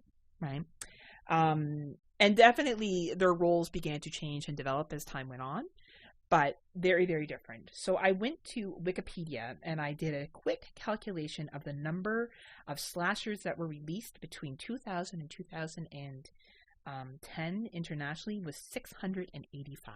And that's insane because I don't think I've even, like we were talking about modern day slashers, and I'm struggling to even think of any from that time period. Now, we got to remember, this is international. So this is looking at around the world. Right. Right. So, you know, us in our little North American cocoon sometimes don't think about cocoon. That's you heard it first here. Don't think about other countries. I know I don't. Like, as much as I try to be like, look at me how cultured I am, I didn't think there was that many slashers done internationally. You know, so definitely that's something to think about. And it also makes me wonder, like with certain films, if we look at them and consider them slashers ourselves or not. Absolutely. Because I know some people consider Saw a slasher. Yes. And that's not. At least in my eyes. Oh, Scott making some big claims. It'll be interesting on Facebook group. Do you think so? I don't actually have a strong enough opinion about Saw. Yeah. I don't think it's a slasher either. I think it's more of a psychological film. Yeah, but psychological torture. You know, psychological torture, like a torture film. But, you know, that's up for debate for sure. Now, if we look at the 2000s, what came out in 2003? the remake Remakes. of Texas Chainsaw Massacre. And I really like the remake. Jessica Biel was great in it. And I'll be honest, like, I love that movie. Even when she's crawling around that white tank top in the water, like, as a straight female, I was like, damn, girl. Like, I'm sure you remember the scene, Scott. It's coming back to me now. It's coming back to you slowly. But the point where she also has to kill her friend, like, there's some pretty hard scenes to watch in that movie. Yeah. The unemployment rate rose steadily in 2003 to 6.3%, which was, the foreclosure rate was 22.5%, and unemployment had spiked at 10% in 2009. And it was the highest that it had been since 1983. So back in 2003, we were seeing a descent into another economic recession, which we have the birth of these slashers. And at this time, the slashers really represented white, generally speaking, middle-class society. So if we look at Friday the 13th, the remake, 2009, there is a very rich white male in that film. They all go out to his cabin, and everyone hates him. No one likes that character. He is the douchebag. Nicest actor, though. If you watch the Camp Crystal Lake Memories... he was super nice guy, and, like, loves the fact that people remember him from that film. So, speaks to his acting quality. Right. Right? But, yeah, characters from middle working-class family or working-class, it was targeted. So, if we look at the hero, the final boy, was not a rich kid. He was a dude that was shabby, didn't have represented a lot of people in society at that time. So we're looking at increased student debt. We're looking at people who are struggling, and that really spoke to that genre. And I look back at those movies, and at that time, I was done university, but I can remember being in university. I graduated in 2006 thinking, what the fuck am I going to do? You know, like, how am I going to get a job? And people walking out with 60 grand in debt, 80 grand in debt, 100 grand in debt. And it really spoke to that situation that people were in.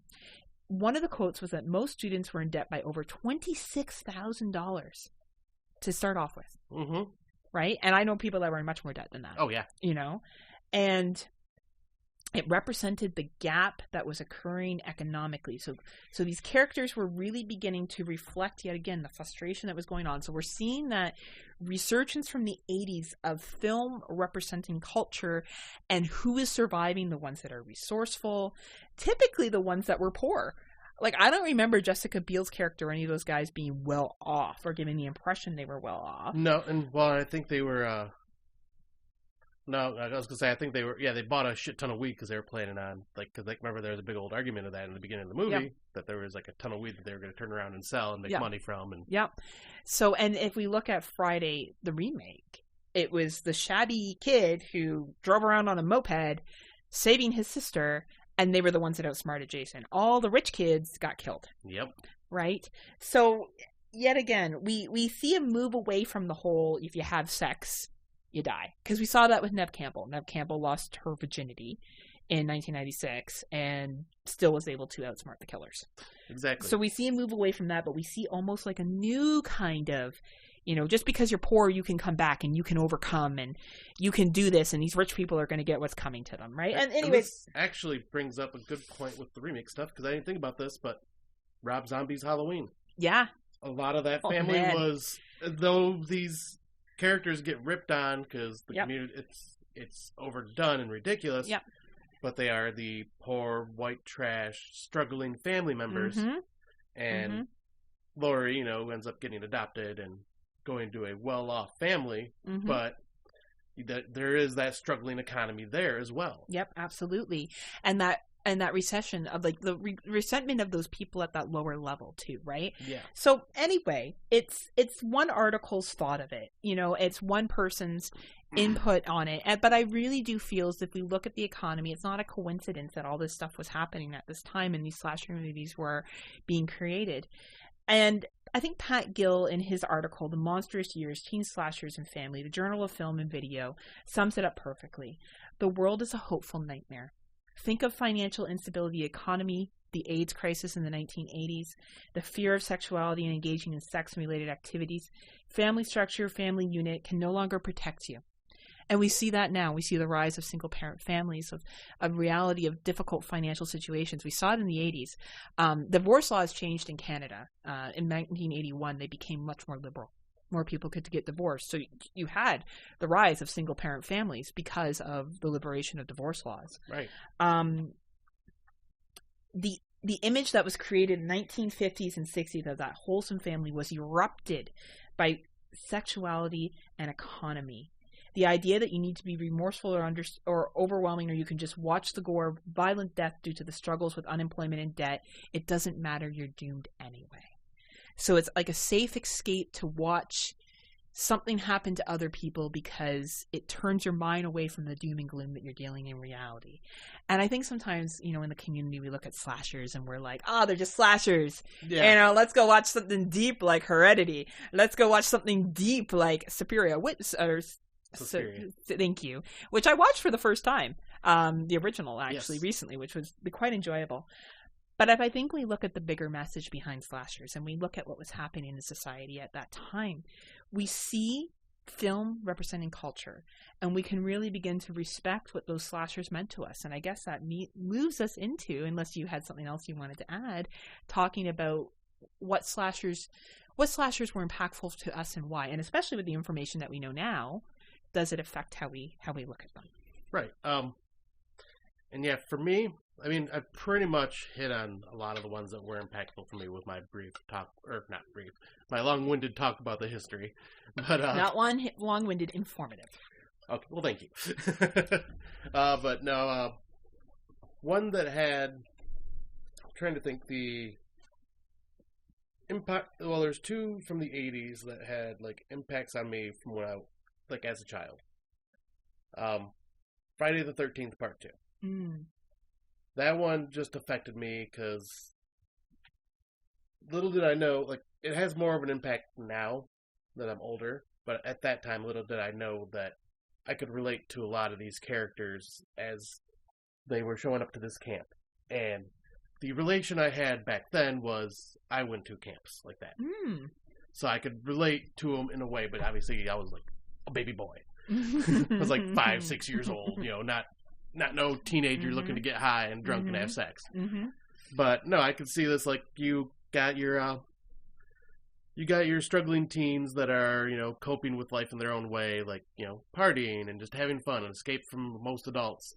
You have Ginny, played by Amy Steele, who, like, this is a trope in horror in general, but she shows up with a beat-up car that, is just barely running rust bucket. Relatable to a lot of teens. Who is a master's student, who is doing her psychology. Yep. Trying to make ends meet, trying to get her education. Mm-hmm. Yep, and then, then just the amazing, fun kills that happen throughout this one. Yep. And, like, I'm not really, I don't see a lot of deepness to it, but, like, I can relate it to some of the stuff that you had brought up in this. I think it totally represents it. I think Jenny, being someone that is a female, going to do her education to become a child psychologist, and then using that child psychology at the end of the movie as the protagonist. Like, tying in, hey, there was some value to my education, look what I'm able to do. But even acknowledging the beat-up car that pulled up, it made characters relatable. Yeah. The dude that wants to get laid but can't manage to get the girl to have sex with him. Right. The gonna have sex, but on my period, watch out for bears, not gonna do anything, right? Like, it's so represented people and their frustration that they were going to at that time, and it made it relatable. Yeah, exactly. And, like, for you, what was another one? What would you say one from the 80s had an impact on you? Well, and I didn't see this as a kid. I saw this only a couple years ago, and it was The Burning. Okay. Yes. And great movie. I really enjoy it. I know that it is, some people might see it as a ripoff, and I could see it being a ripoff. It came out around the same time that Friday 2 did. Or, I believe, right? Yep, they're being made around the same time. Being made around the same time. I mean, they even have the damn near word-for-word exact same opening with the campfire tale. And of Crowley and freaking Jason. Yep, that's right.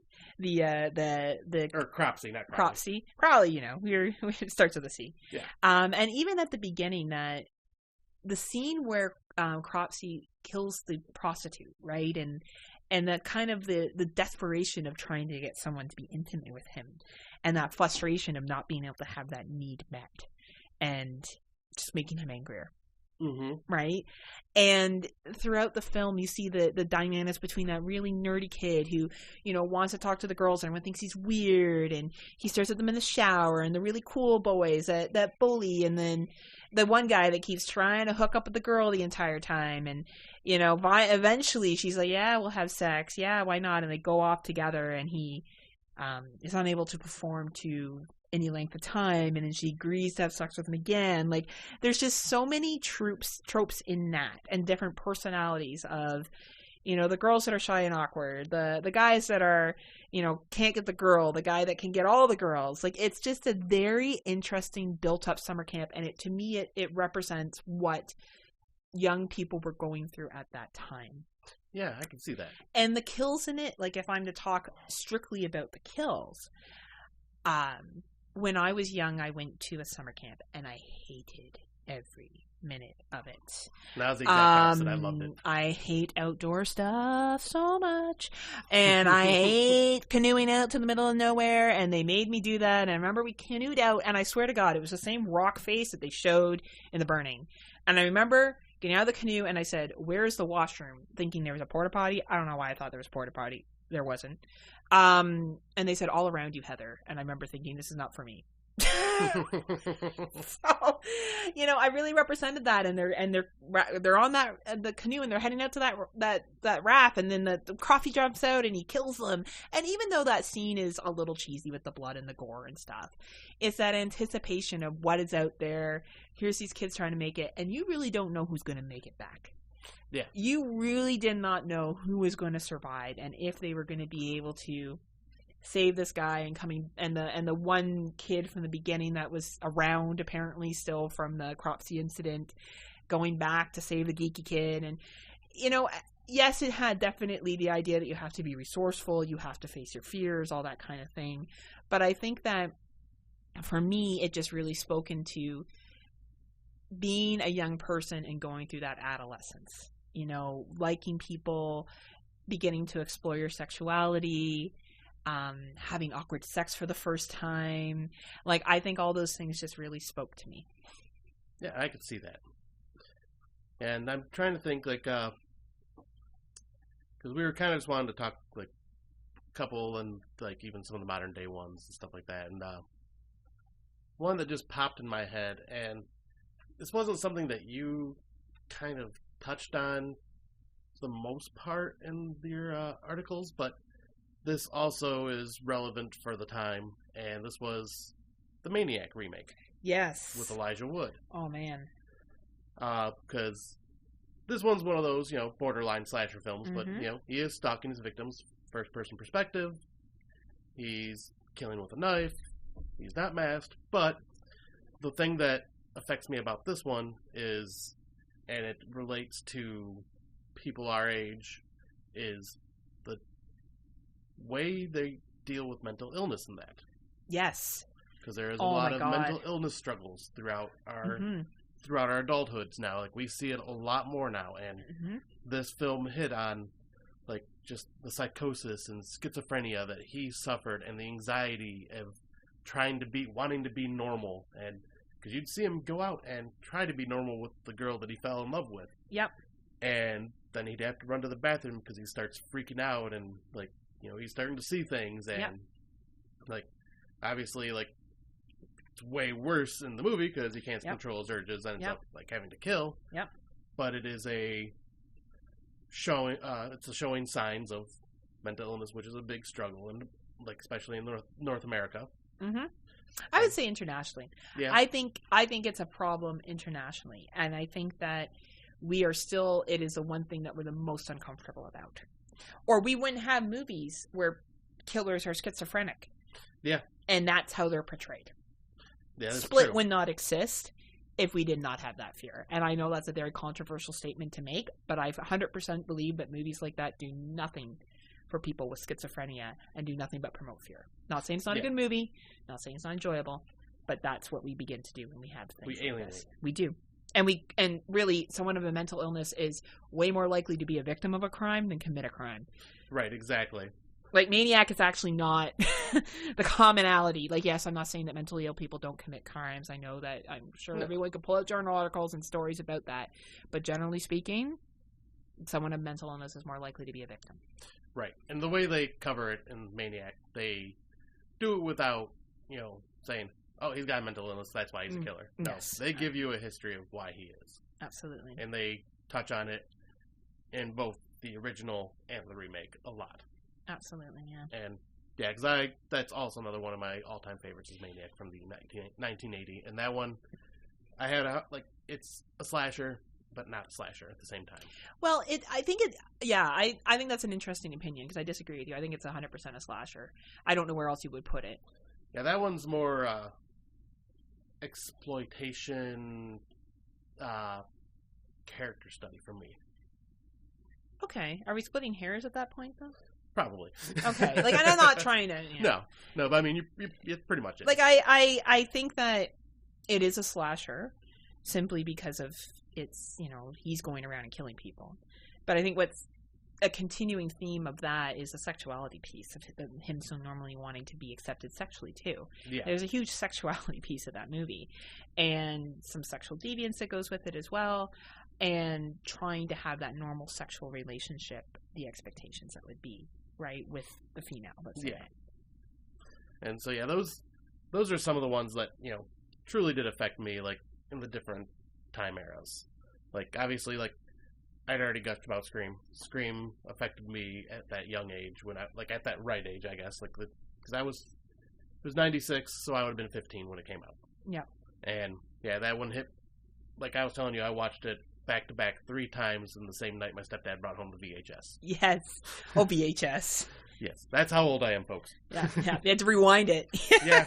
And that took at least 10 minutes. At least 10 minutes to rewind it. Do you remember rewinding? Oh, my God. Be Kind Rewind? Yep. And you had to rewind the videos all the time? Oh, man. Those were the days. I think, it's funny. We talked about Terrifier earlier, and I wasn't going to bring up Terrifier, but as we were talking, it made me want to bring it up. I did do a review on it in Kill the Cast back in April last year. Your very first ever podcast. It was. I was so nervous. But Scott says I did well, so I don't know. You guys can listen to it and tell me how you think I did. But one of the things that really stood out to me in that film is the pizza scene. And people always say there's no character development in Terrifier, and I think that's wrong. I think there was character development, and I'll explain my positioning as why I believe it is. 2 young ladies leave the bar. All right, for all us ladies that are out there, because I know there's few and far of us in the horror community, we've all been there. We dress up in our slutty little Halloween costumes because we want to get attention from dudes. We get ham with our girlfriend. We get hit on by dudes all night, and then we leave. And we go to the car, and we're trying to leave, and maybe our friend's too drunk to drive, and we see some creepy dude. Okay, creepy dude everywhere. Creepy dudes everywhere. We see some creepy dude in a clown costume. Friend's too drunk to drive, creepy dude disappears. We go to the pizza parlor. And the pizza parlor is where character development happens. The 2 young ladies are eating their pizza, and that dude sits down. And the way he stares at them. And I don't mean this to be offensive to the male audience members. But as a female, you know exactly what I'm talking about. Any ladies that are listening. A guy sits down, and he stares at you. And he stares. And he stares. And it is uncomfortable, and it captured that moment. It captured that moment as a young woman sitting there just trying to eat their pizza, and some creepy dude is just looking at you and making you feel uncomfortable. And he's not saying anything. He's not doing anything. So there's nothing you can really do about it. You can't say to him, or you can't say to somebody, there's something wrong with this guy, get rid of him. Now, maybe in this case you could have because he didn't buy any pizza. But there is nothing outright besides that stare. Yeah. And then he does something nice by taking the ring out of the gumball machine and bringing it over and giving it to her. And her friend jokes around. And that scene where her friend goes over with him to take that selfie, I was waiting for something to happen. Me too. And he goes to the washroom and he defecates the washroom. The girls are disgusted. No, you get a whole backstory about these young ladies and their lives. No, you get enough to know that they're out for a good time. This dude is creeping them out. They feel uncomfortable. Her sister's at home studying for finals or whatever the case may be. She calls her because the car won't start because of the issues that, I forget what they did to the car, but he slashed the tires. Slashed the tires, is that what it was? And then you have to go in to use the washroom, and you beg this guy to let you use the washroom, and it's a disgusting washroom that you have to go in and use. That builds up every female's worst nightmare after a bar night. And we can all sit back in our high horses and say, well, they put themselves in that situation. They should have taken a cab home. But how many nights do you go out and that happens and you're fine? Yeah. You know, it wasn't that long ago I posted a video on Instagram of me in September with my girlfriends, and we were at a street festival going to a club, and we were hammed. And then we were having a good old time, and we took a cab home. We don't drive when we've been drinking. We're very responsible. But that could happen to me. You know, you go out and you plan on having a good time as a female, and you shouldn't have to be afraid of some dude hurting you. But it did play on that character development, and it did represent for females that fear of going out somewhere and having someone hurt you and having something happen to you. And it almost being rationalized, well, you shouldn't have been so drunk, you shouldn't have been dressed so slutty, you shouldn't have been like this, you shouldn't have been here, you shouldn't have gone there, you shouldn't have done this. There's rules for women that there aren't for men. And I think that movie, if I get deep into it, and some people may not go there, and you know what, that's okay. You may be listening to this right now and saying, Heather, you're full of it, I don't buy it, and that's all right. But I think if a female, if you're listening to this, you're nodding your head going, yeah. Mm-hmm. Yeah. I mean, I'm not even female, and I'm nodding my head. Right? So, Terrifier spoke to me for that reason. And, of course, the kills are sick. You know, if I look at it from a pure horror movie stance, the chase scenes in it when she's hiding underneath the car, or she runs into the homeless lady and they have their exchange, or the sawing in half. Who cannot appreciate a slasher and not appreciate that scene? First of all, the young lady is gorgeous. She looks very good with just her panties on. Second of all, the cutting down from the vagina down. Okay? Like, A, it would never happen like that. We all know that with a saw, that wouldn't actually happen. It would take much longer. But in horror movie magical world, it happens quickly. Holy shit. Like, I felt that. I felt that. I watched that film. Well, and I told you the story about how I had my coworkers over who are, you know, for the most part, basic horror fans. Yep. And it was like around Halloween time, and I was like, called it post-Halloween blues, because it was it was November 1st. So I just had them over, we were going to watch a couple horror films. Well, one of my friends from work is on the darker side, like me, and she watched Terrifier and loved it, and she's going, oh, we should totally watch Terrifier, and I'm going, I don't know, because I'm going to feel very uncomfortable, because... Yeah, because of that scene, right? Yeah. Yeah. And, like, well... But I left it up to the others, and because I was with all women. Yeah. I was the only guy there, so I really felt uncomfortable about this one. We're just going to get to this scene now. Yeah, so they all said, yeah, let's watch it. I'm going, I even said, are you sure? Yeah. Okay. I gave you the chance. That was your escape. Here we go. And, yeah, seeing how that film affected them not only made me just go, oh God, I'm going to be labeled this weirdo for the rest of my life at work now, but at the same time also made me giggle because you actually got true fear out of them and a reaction out of them. Absolutely. And you think the one girl is going to live, and she doesn't. Yep. It pulls a psycho on you. Yeah, and people, you know, Mark Nato, I'm talking to you if you're listening to this. Called out, Mark Nato. Mark Nato and the gun. You know what, Mark Nato? Slashers can have guns. I absolutely love that gun scene. Mark Nato can retaliate on next time I'm on the Rotten Round Table. We can talk about it. But, you know, I get why people will say, oh, there's a gun. It's not a slasher. There is lots of other kills he does. He cuts a woman in half, for God's sakes. Like, you know, if you have that big of a beef with the one gun scene that's used after he stalked her and attacked her, and you really think that makes it no longer a slasher, I'm sorry, I disagree. There's too many other scenes. And I have to go, I got to put my argument in on this, because I agree. The guns, like, I think the gun scene is great, and the argument I always had was, he was frustrated. Yeah. She fought back. She hurt him. Yep. So he got pissed and fed up with the games and just said, enough. And when you see him just kind of unload on her and then just run out of bullets, he looks down at the gun and he just gets frustrated, like even more annoyed. And that expression is so good. And he goes back and he gets more bullets. Yeah. And it's this awkward scene where she's dying slowly. Yeah. Right? And so, no, so I, like, he has that there for those occasions is how I look at it. Like, where it's like, all right, this was fun, but now this is getting on my nerves. I need to end this. Right.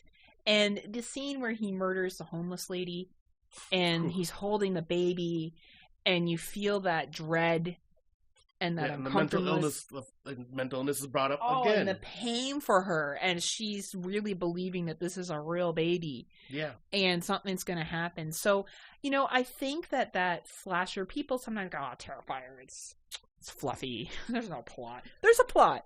No, it's not as deep as you're going to see in, like, other movies that are going to come out this year. It's no Color of Space, okay? Like, we all know that it's not that.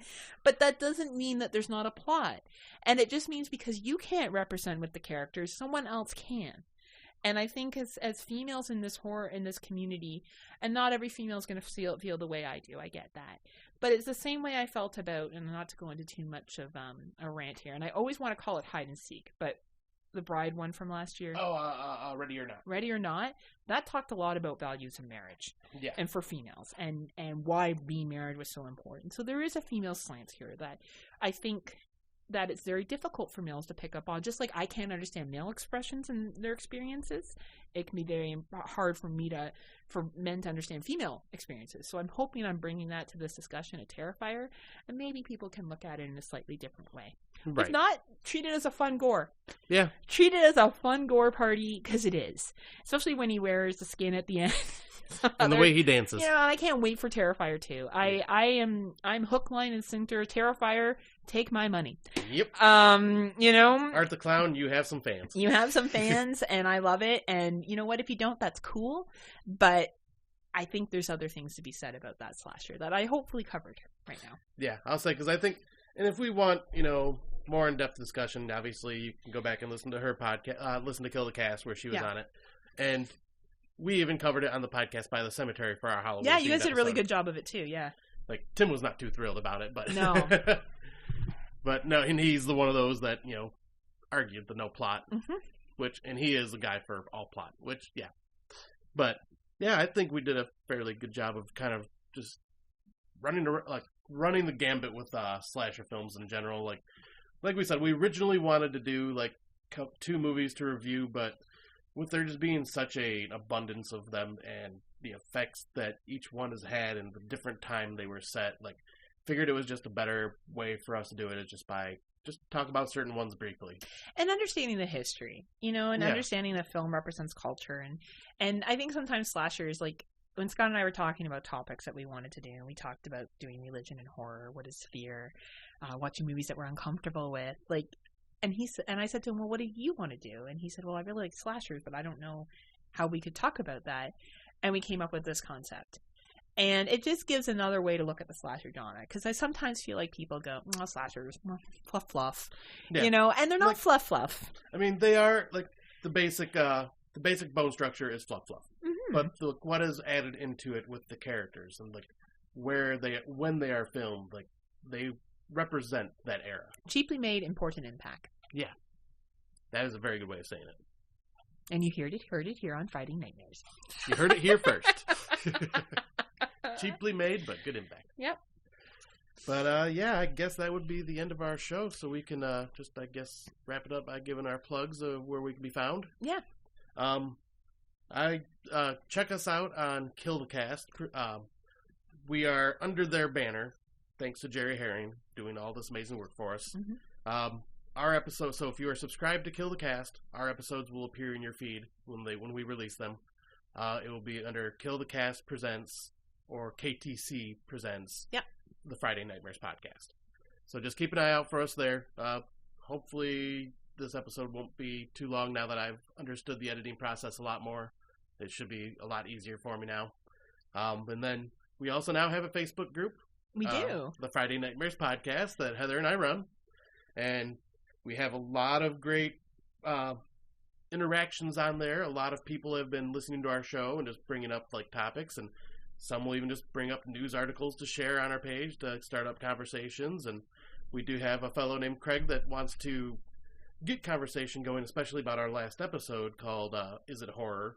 And he wants to discuss the merits of this a lot. And he wants a lot of people to listen to this episode so we can all have a good discussion on it. So, like, if you've listened to the episode, like, feel free to chime in on our page, or ask to be accepted into our page. We'll let you in, and we'll let anybody in.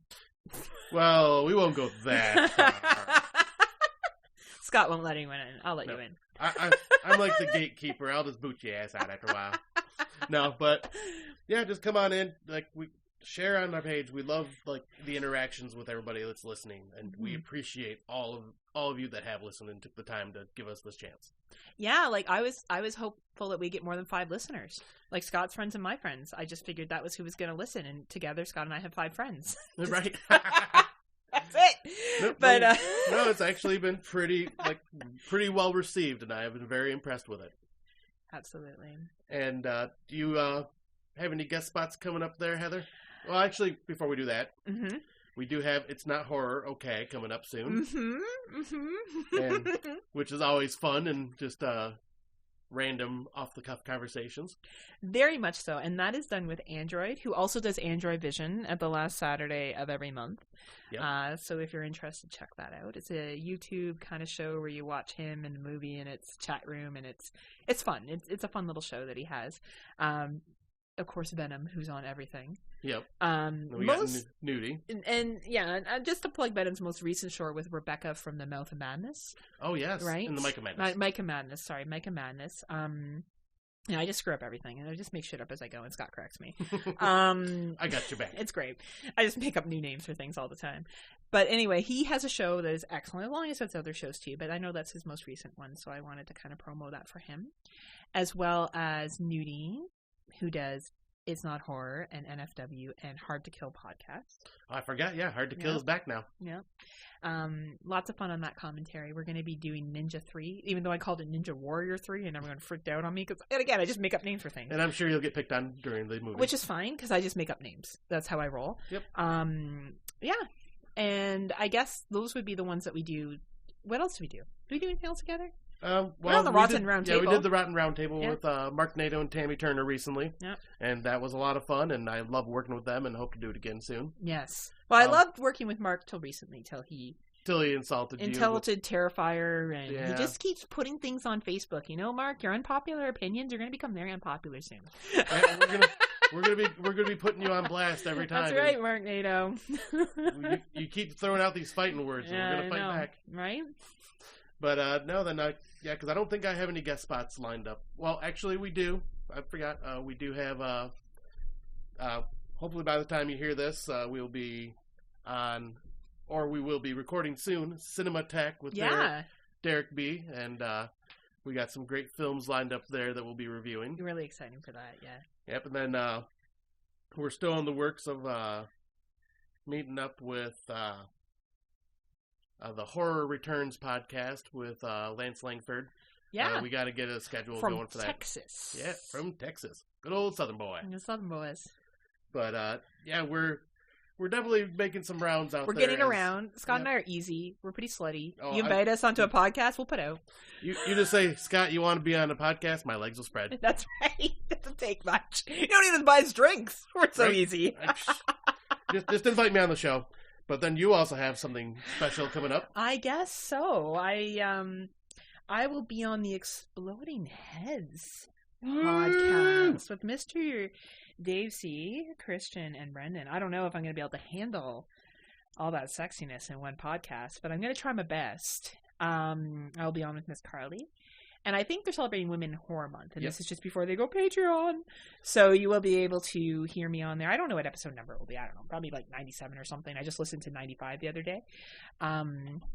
So that should be fun. We'll be recording next Saturday, and I don't know, it'll be out some point whenever Christian puts it out. But yeah, it should be fun. That is very exciting because, a lot of respect for those guys. Very much so. Very much leaders in the podcasting world. And I just want to give a shout out to them to major support, guys. I think it's great what you're doing. All the best with the movie. I really hope it works out. I will become a Patreon member. Support you.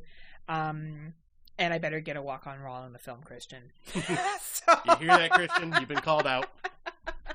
Come on, I live close to you. You should do that for me. But yeah, all the best to them. I really hope it works out for them. Yeah, I'll say me too, because I think it's very, very cool idea. Absolutely. And I think, they got nothing to lose. Yeah, exactly. They have 0 to lose. So, and they've put in a lot of time and work into this. So 4 this years. is something they deserve. 4 years, 100 episodes. Yeah. Like the time, the energy, like we've done 2 and it's taken us a lot of work. Yeah. I can't imagine 100. Yeah, exactly. So, you know what? I agree with Brendan, it is time. And just wanted to shout out my support for them because I think that some people have mixed opinions on it, and I think that it's fine. You guys do you. Yep, and honestly, we'll support you for sure. Absolutely. But yeah, that is the end of our show, so thank you all for listening. And until next time, unpleasant dreams.